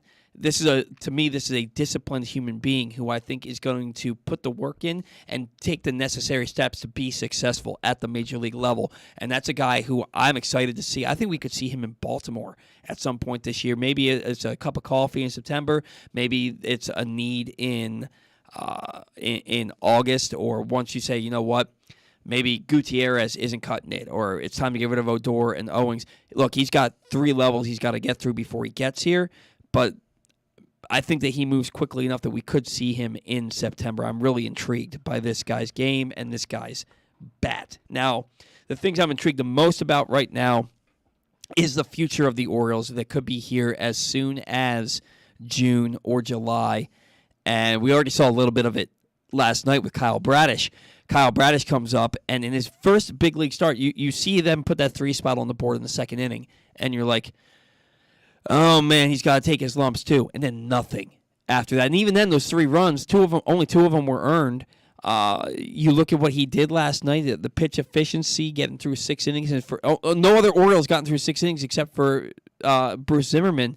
And he comes out in his first big league start, and he gives you 6 innings, and probably could have gone 7 if it was a month down the road. Yeah. They built him up. His last start at Norfolk, 6 innings, 86 pitches. They've built this guy up, and he's here, rearing and ready to go. I loved what I saw from him last night, being able to settle down after that second inning that wasn't all his fault, and being able to pitch a damn good ball game and keep the Orioles in it. Loved what I saw. He'll take his lumps, but you can't hate what you saw in Kyle Bradish last night. Yeah, there's going to be an adjustment for him, I think. Obviously we know what he's capable of doing. The 2 knocks I would give him last night, obviously the outing as a whole was excellent results-wise. Would have liked to see a couple more strikeouts, and he did give up a good deal of loud contact. Okay. There were some hard hit balls against him. Luckily, a lot of them were hit right at the Orioles outfielders, but some hard contact he gave up. So we'll have to learn how to attack major league hitters, mix his pitches a little bit better. But yeah, all in all, I love the composure. It's great when a guy in his major league debut, you come out and give up a moonshot of a home run, and then your right fielder misplays a ball that leads to another. It's easy to completely fall apart at that point. And he did the exact opposite. And that's the kind of demeanor and poise that you want from your pitcher. And that's really impressive for a guy to be able to come back and pitch 6 innings after struggling in the second in his major league debut. That says a lot about the type of pitcher that Kyle Bradish will be. Yeah, I was pleased with it. And the one thing, and I mentioned the pitch efficiency, and I think you said he had something like 81, 82 pitches last night. I can't recall the exact number, but I remember watching him in spring, and they were like, oh, he went 2 scoreless against the Yankees. He went 2 scoreless against the Red Sox. But then I'm like, yeah, but look at what the pitch count was. it took him in that spring game against the Red Sox. It took him 52 pitches to get through those 2 innings, and I think he was at something like 60 pitches or I'm sorry, like 48 pitches or something like that against the Yankees in those 2 innings. And last night he goes out there and he throws 81 pitches, 52 for strikes. Seeing him not only walk one batter, keep the pitch count low, keep his team in a game in his first start. Again, we said he's going to take his lumps, but he has to have confidence rolling into the next start. And look, the Red Sox lineup is no joke. It's no joke, and he navigated his way through that lineup very well last night. Excited to see what the future holds for him. And we mentioned the pitching that could be here in June, July, August. You've got Grayson Rodriguez coming. Probably, I don't know what's going on with my throat right now, man. I like my voice sounds different. I can't seem to clear my throat. I feel perfectly fine. I just can't seem to clear my throat. Grayson Rodriguez, look, I think he'll be here in a month. The way he's pitching down there, and we saw him. I believe it was on Monday or Tuesday. I think it was definitely Tuesday. He went out there and he struggled, and it wasn't his fault.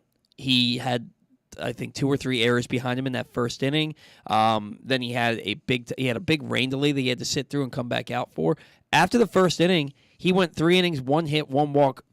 I think 4 or 5 strikeouts. Shut him down after that. He gave up 3 runs, but it was nice to see him, just like Bradish, where he could have fallen apart after the homer and the misplay by Mancini out of right field. Grayson Rodriguez could have fallen apart in that game for Norfolk, and he really settled in and shut that team down after that first inning. And the pitch count got up close to 80. This is a guy that we had him on Glenn Clark Radio. He said his goal is to get up over 100 pitches, face a lineup for a third time. And once he does that, and that could happen in the next couple of weeks, he's the next guy coming up.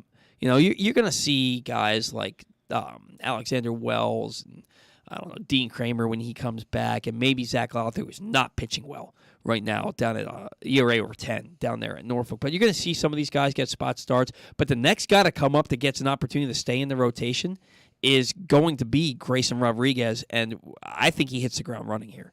I think so too. You know, last night there was I couldn't really feel the buzz around the stadium, but certainly within myself, it kind of felt like, all right, Bradish is here. Like this is the start of this chain reaction of guys who are going to start coming up. Mm-hmm. And I think Grayson's the next guy. Grayson pitching at AAA is me playing MLB The Show on rookie mode. Right. He's had 1 bad inning. You mentioned it was after an hour-and-a-half rain delay. Unless the scoring was changed afterward, I don't think there were any official errors in that inning, but there should have been at least 2. Yeah. You know, just bad defense behind him. It led to 3 runs in that first inning, and then he didn't give anything else up. That's the only bad inning he's had, and it's after he warmed up and then sat for an hour and a half because of the rain. Right. So I'm not going to hold that against him. He's been spectacular, and you can't keep a guy down at AAA if he's just dominating night after night. You have to then give him an opportunity at the big league level. And for Grayson, I hope it happens sooner rather than later. I think it'll be another few starts for him at Norfolk, but if he keeps dominating the way he has been, there's absolutely no excuse to not give him a shot. Oh, he's not down at AAA because of the way he's been pitching, because of the results. He's down at AAA because they want to build the innings up. Because when they call him up, they want him to be a mainstay in this rotation and give them innings. And he can't give them innings if they have to shut him down because he's thrown too many. So what they're trying to do there is ramp up the arm in a precautionary way, in a safe way that he can get up to. They're not a sponsor, but they can get him up to 90, 100 pitches seen in order for a third time. We mentioned on What a Show a couple of times that's something that we need to see him do is face a lineup a third time around. Yeah. But everything that he's done at AAA, these guys are no match for him. Like you said, it's playing MLB The Show on rookie mode. He's just going out there and absolutely dominating. And when he gets to the big league level, 4 pitches that he can throw for strikes, he can touch close to 100 with that fastball, and he's got a repeatable delivery. And it's not wonky; it's smooth. It's one of those things where you don't foresee any kind of injuries with him moving forward. But this guy's a special talent, and stuff-wise, he's big league ready. He's ready to be here right now. They just got to get those innings up, and I for one, can't wait. Now, D.L. Hall, we talked about him at length with Rich, and we talked about him in the opening of the show.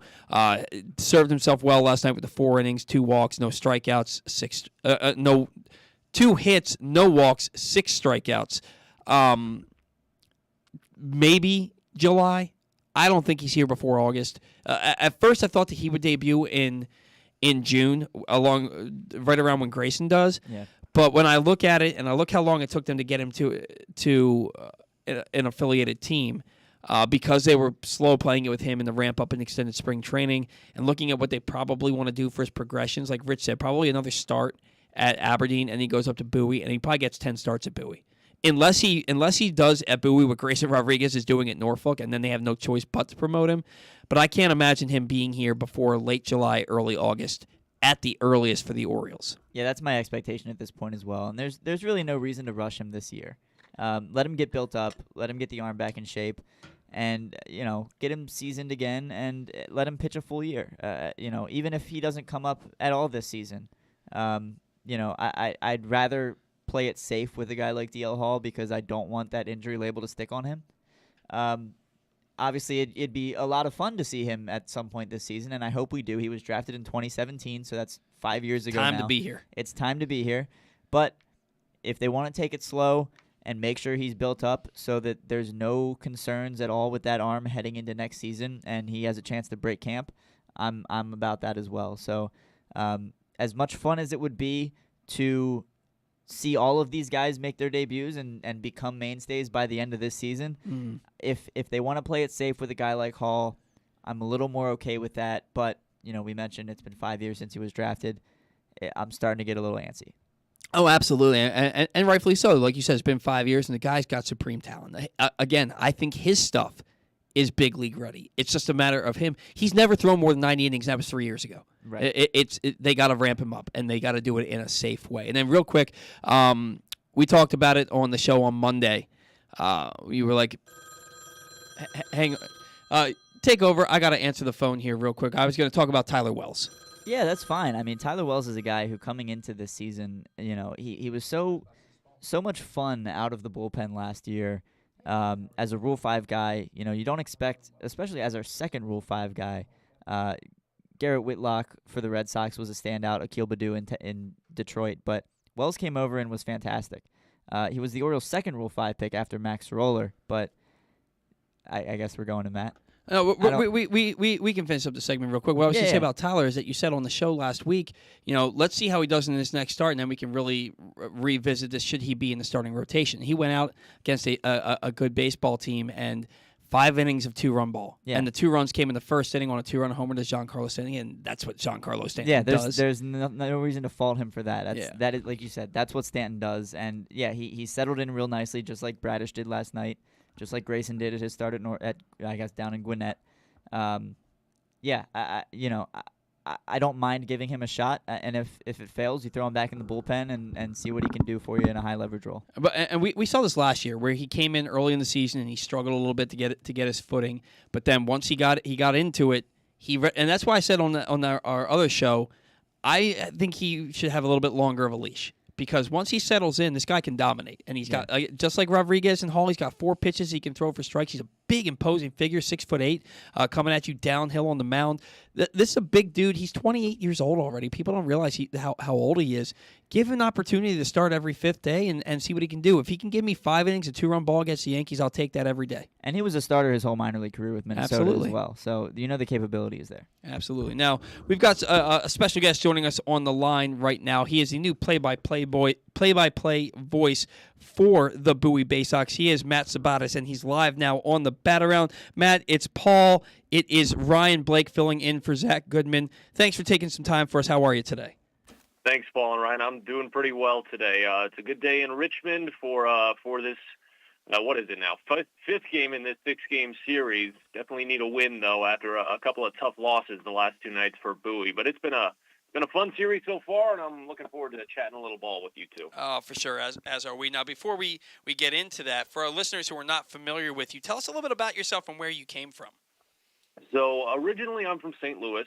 Grew up there, went to college there, small Division II school just outside of the city. Worked in radio there for just a little bit, but mostly a lot of my professional work outside of college has been here on the East Coast. I've worked with a couple of different teams around a couple of different leagues in the minors. I was with an Astros affiliate in the Carolina League down in the single A levels for a season. I had a low-level position with the Phillies AAA for a year. And then last season, I was in the Eastern League working with the Tigers AA affiliate, the Erie Seawolves. So I've definitely been around. I've gotten my fair share of work in the minors, and it's something that I very, very greatly enjoy. And I'm just so glad to have a good spot here for the foreseeable future with the Bay Sox and such a good organization top to bottom in the Baltimore Orioles. Yeah, and you mentioned that you were calling games for an Astros affiliate. We in Baltimore seem to like plucking people from the Astros system, so we're certainly glad to have you here. Hopefully you can help us along with this rebuild too. Yeah, I hope so. Obviously, my technical and analytical knowledge is nowhere near compared to what they might put up in the front office there at Camden, but my side is more about just promoting and highlighting the key talent that comes through the organization, and we've got a lot of good guys that I feel are very much worth highlighting this year. So I'm glad to just be a small part of it. All right, now let's get into the Bay Sox. They dropped a game last night, 2-1. They ended up falling to 9-9 on the season. Antonio Velez got to start. Of course, he is the pitcher that came over for Cole Sulser and Tanner Scott, along with I think Kevin Guerrero, the outfielder in their minor league system. Velez was really good last night, but it wasn't enough. What have you seen from him to this point in the season? He's had a couple of good starts, a couple of ones where he got knocked around. It said his control is impeccable. Oh, it absolutely is. He's been very fun to watch the last two starts specifically because he's been pitching to a lot of heavy contact. He can still pick up the strikeout when he really needs it, and he did last night.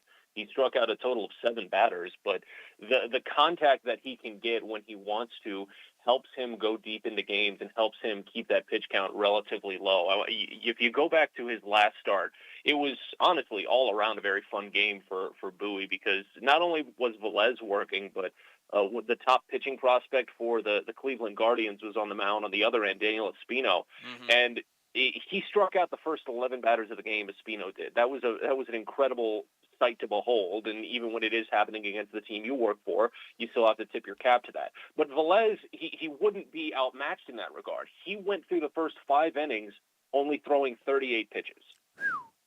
Yeah, the guy can pitch to contact, miss the bats when he wants to, but also get the weak contact to get quick outs. He had a 9-pitch inning at one point last night, and then a 6-pitch 5th inning. He had only thrown 61 pitches through 5.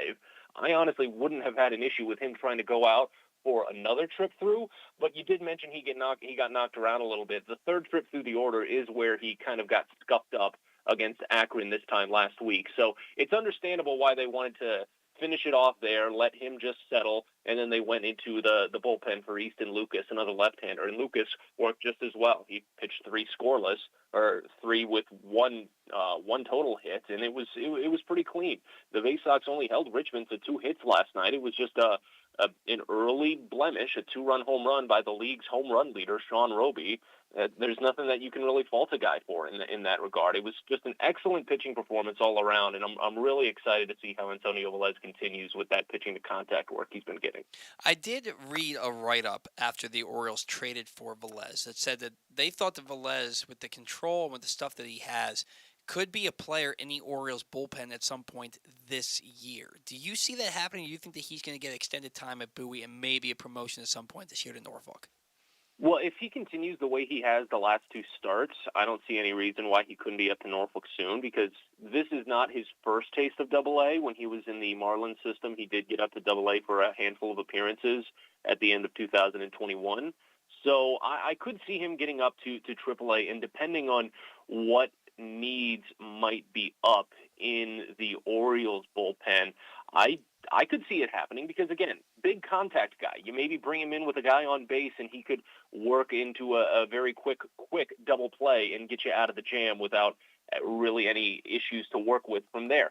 So if that's the case, yeah, I can see that happening. But obviously for a guy like this, if he comes in as a starter, it could also be helpful to, go distance into some of these games. Once he works up his arm a little bit enough and gets through that early season hump of facing a lineup third time through, then I could see him maybe waiting until 2023 and potentially being in the rotation in the future. But again, if they do have the need for it, where they need someone to come out with guys on base and pick up the quick ground ball out, or maybe just a quick fly ball out and strand runners aboard, I feel like Velez would be definitely a good candidate for that.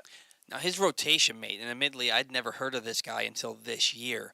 Ryan Watson has been absolutely fantastic for the Bay Sox. He tossed 4 scoreless innings in relief in each of his first 2 outings. Then he goes 5 scoreless in his first start. He has 13 scoreless innings to start the season with 16 strikeouts, just 3 walks, and a .38 whip. Where did this guy come from, and does he look as good as his stat line would suggest? The numbers are actually more incredible than that. It's 13 scoreless innings, but for the start of this season and the start of his Double-A career, he retired the first 28 batters, all of them. Wow. So in essence, a perfect game, +1 to start his Double-A career. Incredible numbers from Watson. And the thing is that personally, I've not caught too much that's super mind-blowing. His fastball is very good, and again, it comes down to just the placement. I think he's got very good pitch sequencing, and he can really just kind of dictate the plate appearance to the best of his ability. I think I took the note the other day over his first 2 outings when he started with 8 consecutive perfect innings. So that's 24 total batters faced. He only got to a 3-ball count twice. Wow. So he really does not waste any time getting ahead in counts and getting the results that he wants. So 16 strikeouts so far over the 13 innings of work. So it's not an extreme number. That's just a little over. That's near 10 strikeouts per 9, and that's very good. But it's not something that you see from like a supreme prospect that's going to become your ace.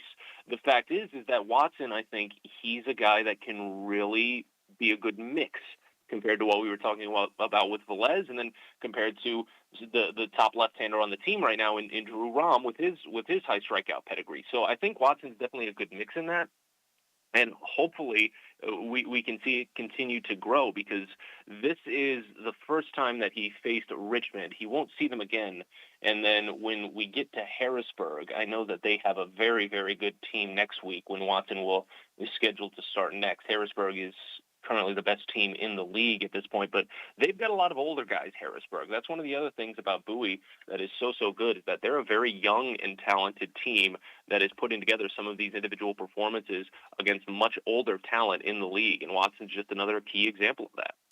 Matt, you mentioned Watson as a guy who kind of flies under the radar. People haven't really taken notice. Even Paul admitted he hadn't heard of him until this year. Another guy like that is Brandon Young, who just went on the injured list yesterday, I believe.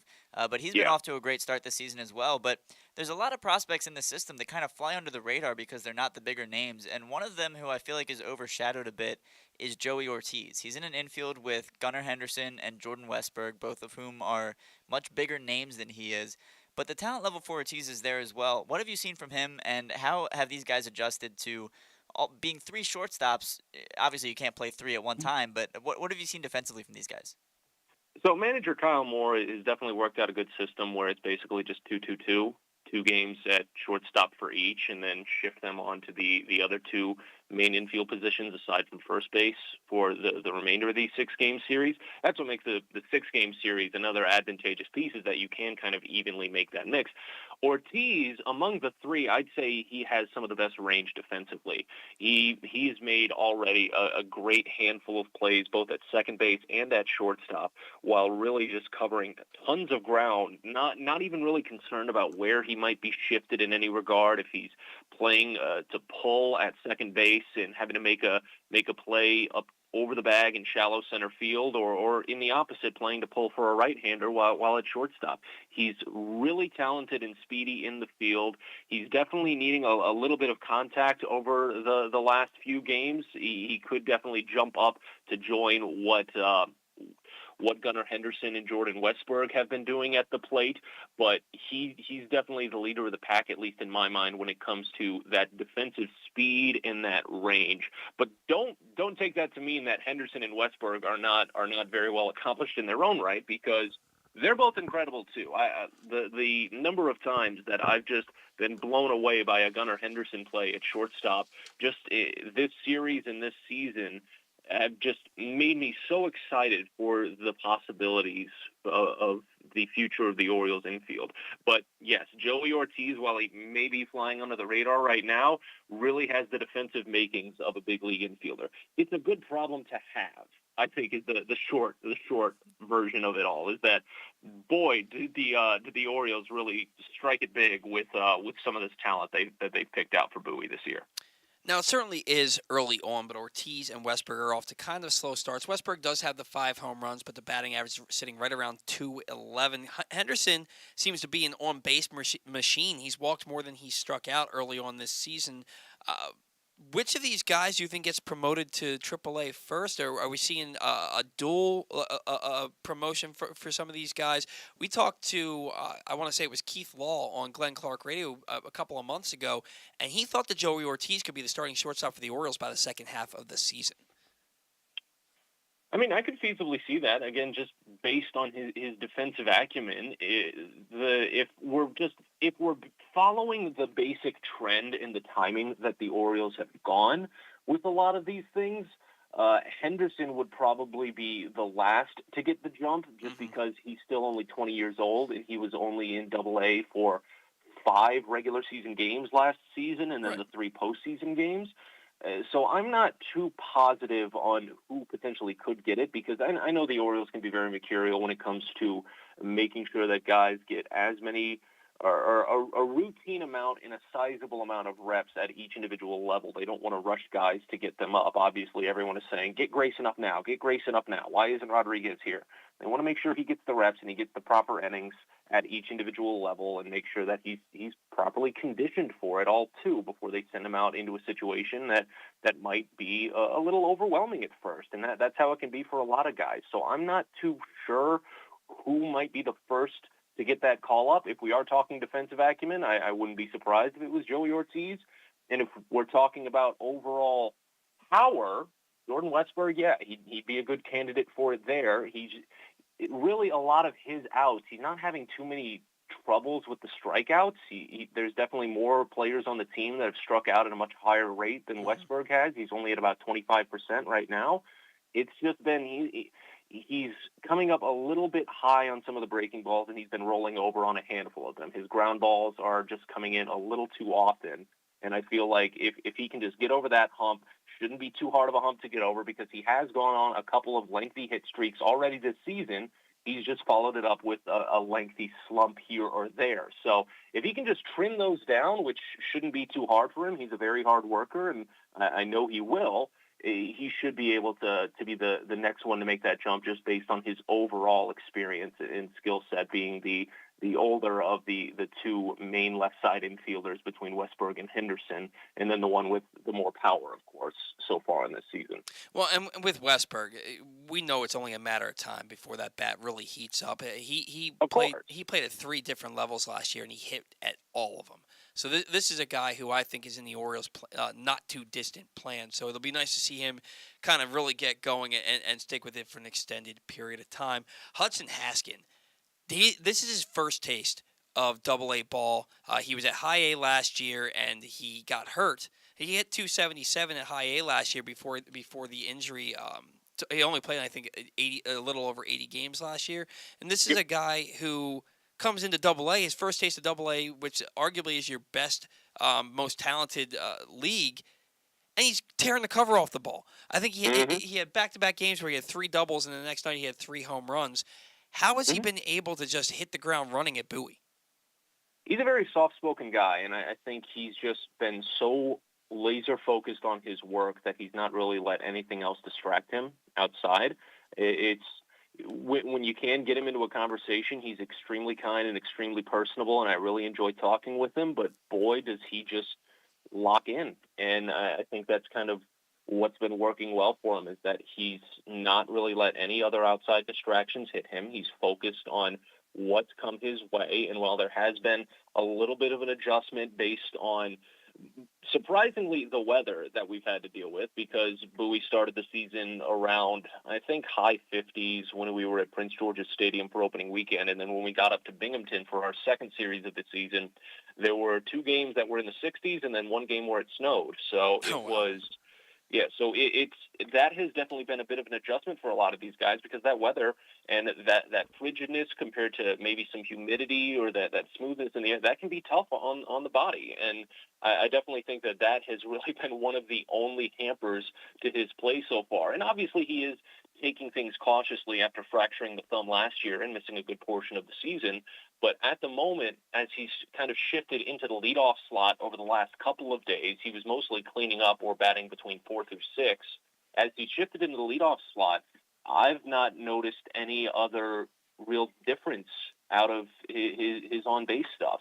The power has been regressing to the mean a little bit, because after the 3-home-run day, that was the 3rd game of the season, he's only got 1 since, but he has sat out for a handful of games. But you look at this series with Richmond that we're currently in, he's gotten on base twice in all 3 games that he's appeared in, and 3 times in 2 of them. So he's very versatile, and he knows when he's given a task how to answer the call for it, and just like I said, doesn't let anything distract him. He works hard, and it's very fun to just watch it unfold in real time. Matt, we expect Adley Rutschman and DL Hall.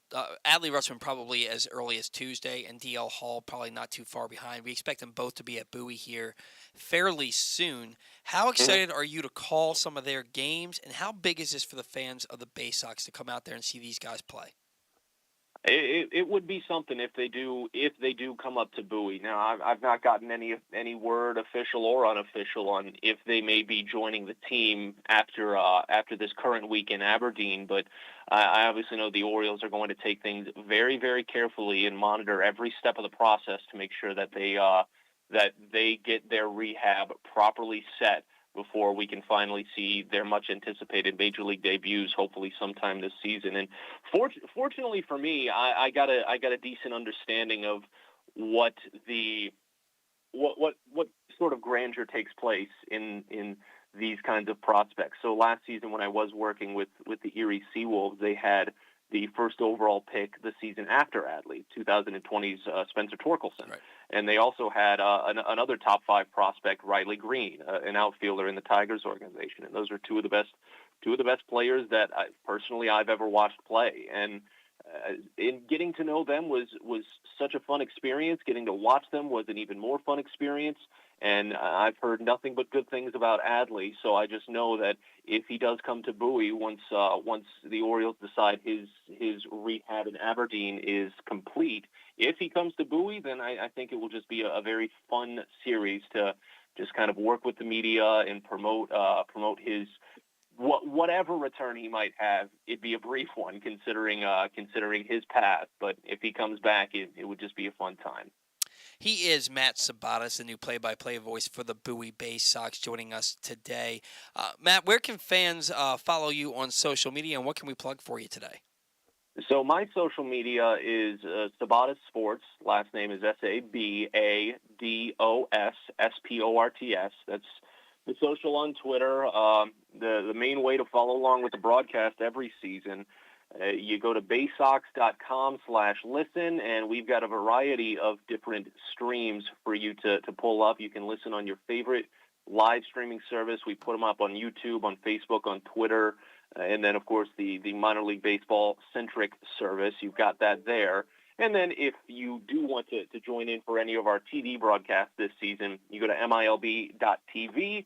If you want to purchase a yearly subscription, you can use the promo code BAYSOX, BAYSOX, all in caps, and you can save $10 that way. So whatever you have the chance to tune in for, you can follow along for the remainder of the year, because we've still got about 110 games left on what's going to be a very fun 2022 season. So if anyone's listening that wants to tune in, be sure to join in every night, because it's been a fun season so far. Matt, great talking with you today. Thanks so much for taking some time for us. Have a great weekend and enjoy the rest of the series. Thanks, Matt. Absolutely. You guys do the same. Really appreciate you having me on. Of course. We'll do it anytime. Take care. All right. Bye-bye. And that was Matt Sabados, again, the new play-by-play man for the Bowie Bay Sox, joining us on the program today.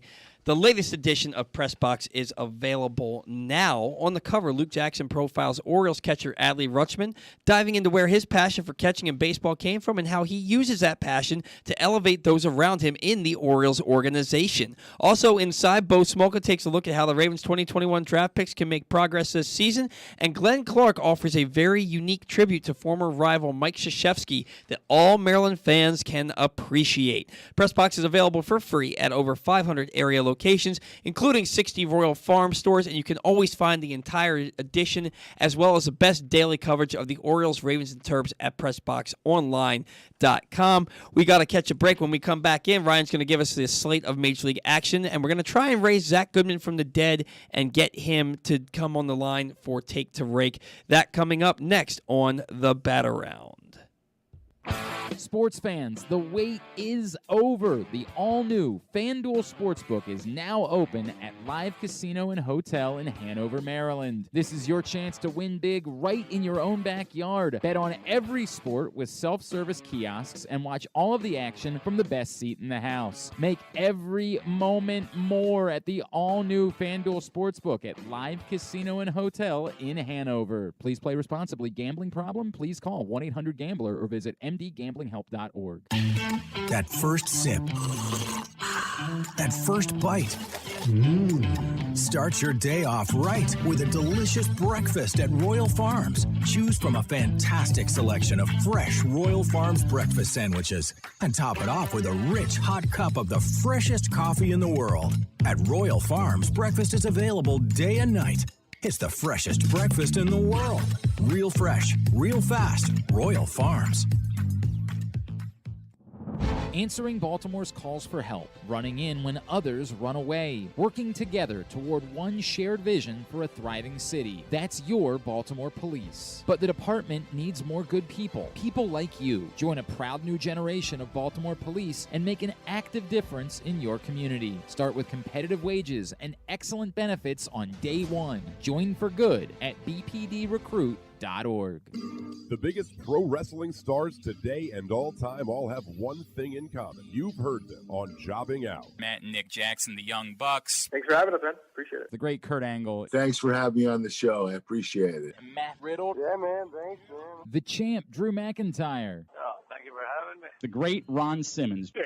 Keith Lee. Appreciate you guys having me, man. Bill Goldberg. My pleasure. Charlotte. Thank you so much for having me. Mick Foley is with us. This is the greatest name for a wrestling show I've ever heard. MJF. I'm glad you're happy I'm on this show because I'm freaking miserable. Le champion. Chris Jericho. Le champion. AJ, Aaron, Brandon, and Glenn are talking pro wrestling every week on Jobbing Out. Find it at PressBoxOnline.com/radio, iTunes, and SoundCloud. The latest edition of Press Box is available now. On the cover, Luke Jackson profiles Orioles catcher Adley Rutschman, diving into where his passion for baseball and for catching comes from and how he uses that passion to elevate those around him in the Orioles organization. Also inside, Bo Smolka takes a look at how the Ravens' 2021 draft picks can make progress in year two, and Glenn Clark offers a very unique tribute to former rival Mike Krzyzewski that all Maryland fans can appreciate. Press Box is available for free at over 500 area locations, including 60 Royal Farm stores, and you can always find the entire edition as well as the best daily coverage of the Orioles, Ravens, and Terps at PressBoxOnline.com. Sports betting has come to Maryland, and we're ready to help you win some money. Tune in for Simply the Bets with Glenn Clark and Paul Valley every Tuesday morning at 11:40. FanDuel Sportsbook GM Bruce Billick and VSiN's Aaron Oster join the guys every week to give you all of the info you need and even a few winners. So come win some money with us on Simply the Bets every Tuesday at 11:40 a.m. Brought to you by the FanDuel Sportsbook at Live Casino and Hotel Maryland. Listen at PressBoxOnline.com/radio. Watch at YouTube.com/PressBoxOnline. The Toyota Tacoma comes in a wide range of models and trim lines. You can choose the perfect Toyota to reflect your unique personality and driving habits. Check out buyatoyota.com for deals on new Tacomas from your local Toyota dealer today.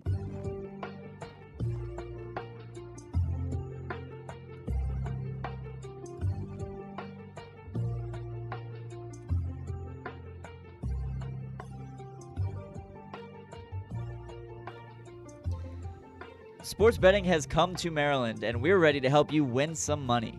Tune in for Simply the Bets with Glenn Clark and Paul Valley every Tuesday morning at 11:40. FanDuel Sportsbook GM Bruce Billick and VSiN's Aaron Oster join the guys every week to give you all of the info you need and even a few winners.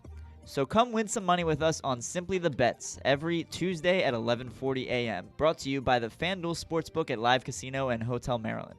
Listen at PressBoxOnline.com/radio. Watch at YouTube.com/PressBoxOnline. And every other Thursday at 11:40, tune in for Weekend at Bookies as Andrew Stetka and Alloy Sports' Brad Kronthal help you make some money for the weekend. Appreciate it as always, Ryan. And now, with that being done, it's time for you to tell us what we have on tap across Major League Baseball for this fine Saturday. Well, as always, on a Saturday, we've got a full slate of games across the league. We'll start with the Orioles because this is an Orioles show. Nathan Eovaldi takes the bump for the Boston Red Sox, and it'll be Spencer Watkins making a start for the Orioles. Hasn't been excellent, but hasn't been terrible. So we'll see how Watkins does on the mound tonight in the second game of this 3-game set against Boston. In St. Louis, it'll be Merrill Kelly and Miles Mikolas, both of whom have seen an uptick in velocity go hand in hand with an uptick in results. So Merrill Kelly will start for the D-backs, Miles Mikolas for the Cardinals. That game at 2:15 this afternoon. At 3 o'clock, up across the border, it's Luis Garcia for the Astros. He'll take on Jose Barrios of the Toronto Blue Jays. A couple guys who have shown that they can be very good pitchers in this league. Not off to great starts, but we'll see how they do. Over in California, San Francisco Giants' Logan Webb will be on the mound. For the Nationals, it'll be Joan Adon making the start. In Chicago, Vince Velasquez takes the mound for the Chicago White Sox, and it'll be Jose Suarez for the Los Angeles Angels, who are red hot right now. The White Sox trending in the other direction. Shane Bieber takes the mound for the Guardians in Oakland. It'll be Cole Irvin, who threw 5 innings of 1-run ball against the Orioles last week. That game at 4 o'clock as well. Chris Archer takes the mound for the Twins in Tampa Bay against his former team. It'll be their new ace, Shane McClanahan, on the mound for the Rays. In Florida, Jesus Luzardo, one of my personal favorite pitchers, will go off against the reigning American League Cy Young Award winner. It's Robbie Ray starting for the Mariners. That game at 6:10. Battle of lefties down there in Florida. In Miami, excuse me. JT Brubaker for the Pirates will go up against Sean Manaea of the Padres. That game at 6:30 this evening. And your 7 o'clock slate, it'll be Bryce Elder starting for the Atlanta Braves against Dane Dunning in Arlington. For the Rangers, former Ranger Kyle Gibson takes the mound for the Phillies, who were just no hit last night. It'll be Taijuan Walker trying to continue the trend of solid pitching for the New York Mets. Garrett Cole takes the mound against Carlos Hernandez. That game in Kansas City. We'll see how Cole rebounds from a rough start. He was solid his last time out. We'll see if he can continue that. In Milwaukee, it'll be Justin Steele on the mound for the Chicago Cubs as they take on Eric Lauer and the Brewers, who struck out 13 his last time out and earned himself a spot on my fantasy team. Connor Overton makes his season debut for the Cincinnati Reds. They are at Coors Field, where Chad Kuhl has been off to a scorching hot start for the Rockies. He will try to lower his 1.10 ERA even further. It's been a great start to the season for him. And it's Clayton Kershaw on the mound for the Dodgers at 10 o'clock tonight. The only 10 o'clock game this evening. It'll be Bo Brisky. Heck of a pitching matchup there. Brisky and Kershaw. All right, thank you very much. A lot of games to look forward to today. Clayton Kershaw, one of my favorite pitchers of all time, and looking forward to seeing him go out there and pitch another gem tonight. Joining us on the line is a real gem himself. He's out there in Vegas. Unless he's home by now, I can't imagine that he would be, but he's out there taking in the NFL draft. He is our usual co-host and producer. He is Zach Goodman. Zach, good morning to you, sir. How are you today? Paul and Ryan, good morning. How's it going? I miss being on the show this morning, but it's a good time out here in Vegas. You know, I never even thought about you because Ryan's just been doing such a good job. I was like, awesome. I'm glad. Ryan always does a good job. I'm not surprised at all. He might be your Lou Gehrig, bro. Look, Ryan is very, very good at what he does. Very, very good. You guys butter me up too much when I guest on here, but I appreciate it. I'm always happy to I fill just got in. called a gem, so I'm going to take it. Hey, we're all just patting each other on the back today. Yeah, absolutely. Usually I'm calling him something else, but no, I appreciate the work Zach does on the show. All right, Zach, take the rake. Look, we don't even really need to go over it. I took Trey Mancini you took Austin Hayes. Austin Hayes has been hotter than the surface of the sun for 2 weeks now. He went 9 for 22, 2 home runs, 3 doubles, 6 RBIs, 3 walks, 4 Ks this week. Mancini went 5 for 25, a double, a home run, 6 RBIs, 2 walks, 6 Ks. Clearly, you won. So you get to pick first, and then you get to give us your final thought to start.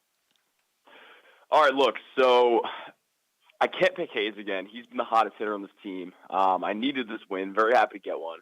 I'm going to go this week with Ryan Mountcastle. Hit that home run last night, well over the wall, well over 400 feet. First one to mount the wall in left field. So I'm going to take Ryan Mountcastle this week. All right, Ryan, I'm going to let you pick second since you're the guest. I don't feel good about this, guys.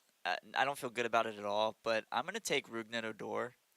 And the reason behind that is with rosters shortening this weekend, I have a feeling Odor is going to do something to play his way into another month on this roster. And I don't like that. I don't feel good about that pick, but something in my gut is telling me that Odor is going to go on one of those DJ Stewart tears where he earns himself another 2 years with the system. But I'm going to take Odor as kind of an under-the-radar pick. I'm not confident in it, but something in my gut tells me that it's the right move.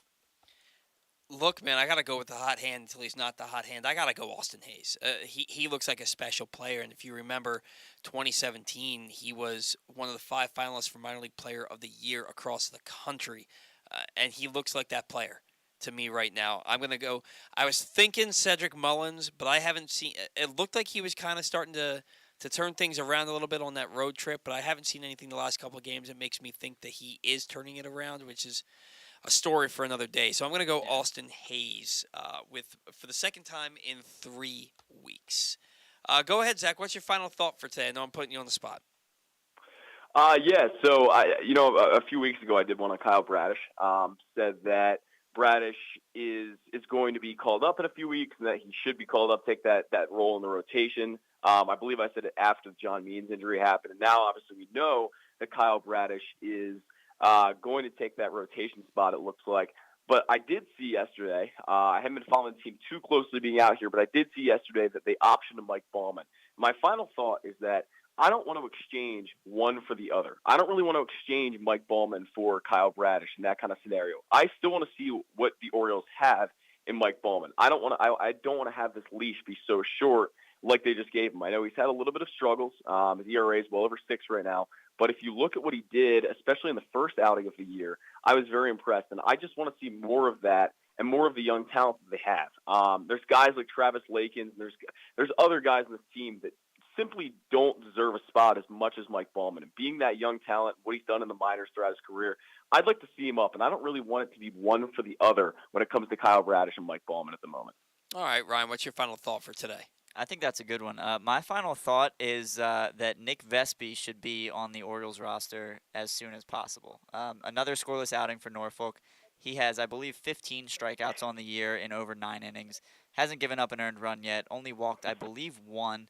Paul Fry's not cutting it. I think it's time to switch out lefties. Give me Nick Vespi. Yeah, and we keep doing this thing with Paul Fry where we act like he's good. And Paul Fry starts every year strong and then really fades in the second half. If you go look at his splits, I noticed this in 2019, and he's done it every year. This year, he started out poorly. And he was really bad last year. Somehow he found his way on this roster again this year. I know Brandon Hyde loves him. I know his teammates love him. But the Paul Fry era needs to be coming to an end here. They were willing to get rid of Sean Armstrong, who had a live arm. They should be willing to get rid of Paul Fry. I like the Nick Vespi thing myself. My final thought, and we talked with this about Rich Dubroff, they are going to be shrinking the rosters down from 28 to 26 on Monday. And I look at that, and I think it's time to wave bye-bye to Chris Owings and Rougned Odor. Ryan's hoping he gets a week out of him. I'm not hoping. My gut's telling me it's going to happen. I don't think we're going to see Odor get DFA'd. I think that Brandon Hyde seems to really like him. And that one hit against the Yankees, he's been riding the coattails of that for 2 weeks now. That might last a full month before they get rid of him. But I think that we're going to see Chris Owings get DFA'd here on Tuesday. And they're going to have to go down to 12 players on their bench because they can't have more than 14 pitchers. And maybe it is Odor, maybe it's Kelvin Gutierrez. I still think they should take a longer look at Gutierrez playing at third base and putting his bat in the lineup. I'm more intrigued by him than I am by Owings and Odor. But I think you're seeing Owings get the boot on Monday, probably after the game tomorrow, honestly. And then, I don't know that you need to replace him with anybody, but I think the next guys that should get a shot are Rylan Bannon and maybe even Richie Martin. Now, I'm not the biggest Richie Martin fan. I think that his spring was an anomaly. But Rylan Bannon has done everything he's needed to do this spring and in the regular season to get an opportunity. And I'd rather see him get an opportunity in the ninth inning with the bases loaded last night than Chris Owings, who is going to strike out. So that's my final thought for the day. Zach, when are you heading back over to the East Coast? So my flight leaves tonight, I think around 9, and then I'm going to get back on the East Coast by somewhere after 5 a.m. Tomorrow morning. So it's going to be an interesting one. Got a red-eye flight tonight. I'm going to try to do a little work, try to do a little sleep, so hopefully it works out for me. But, yeah, got basically the rest of the day today. We'll probably see some of the end of the draft here. I know it's already started, which it's kind of early out here. It's 9 a.m. right now, so we're going to maybe try to get out there. But otherwise, yeah, we got the rest of the day, and be back on the show next week. All right, man. You're already world famous for appearing on NFL Network last night right before the Ravens pick. So looking like you were having a good time, man. Those eyes were barely open. So we were having a good time. Yeah, it seemed like it. All right, Bob. We'll talk to you next week, man. Have a great time. Take care, Zach. Sounds good. Thanks, guys. See you. That was Zach Goodman joining us for Take to Rake, and Austin Hayes just absolutely on fire. It's one of the biggest bludgeonings of Take to Rake in recent memory, where Austin Hayes just he stole the show, and then that 4-hit game the other day absolutely sealed it for him. So, yeah, it was a good show. It was fun today. We appreciate you coming in and taking the reins for Zach while he's on a fun vacation out there. Ryan, you got anything coming up? Anything we can plug for you before we get out of here today? I'm going to try to get back into my podcast soon. It'll be Give That Fan a Podcast on UtahStreetReport.com is where you can find it. I'm going to start streaming it on Twitter as well. You can find both Paul and I on the Sideline Sports Network. We'll also be broadcasting on Fox Sports' platforms as well coming up soon. It's called Oh, What a Show. It's with me, Paul, and John Shearer. And it's been a fun show so far. We're doing it on Monday nights, generally around 9:15. Right in that time frame. It'll vary sometimes based on what the Orioles are doing that evening, but that's where you can find me for now. I might do some writing in the near future. I kind of have the itch to start writing again, but definitely got to get the podcast back up. But other than that, follow me on Twitter at RyGuyBlake, at OriolesFanProbs with a Z, and let's have some fun. Yeah, man, and we had some fun today. Certainly appreciate you coming on the show. Again, you can find me at Paul Valley III on Twitter. It's just Paul Valley with 3 I's. Or you can just check me out Monday through Friday on Glenn Clark Radio, and every Saturday where you're watching me right now on the Batter On. Guys, thanks for tuning into the show. Thanks to our guests, Matt Sabados, play-by-play man for the Bowie Bay Sox, and Rich Dubroff from BaltimoreBaseball.com. Thanks to all of our sponsors. We certainly appreciate their time and efforts. Guys, we will see you next week. See ya.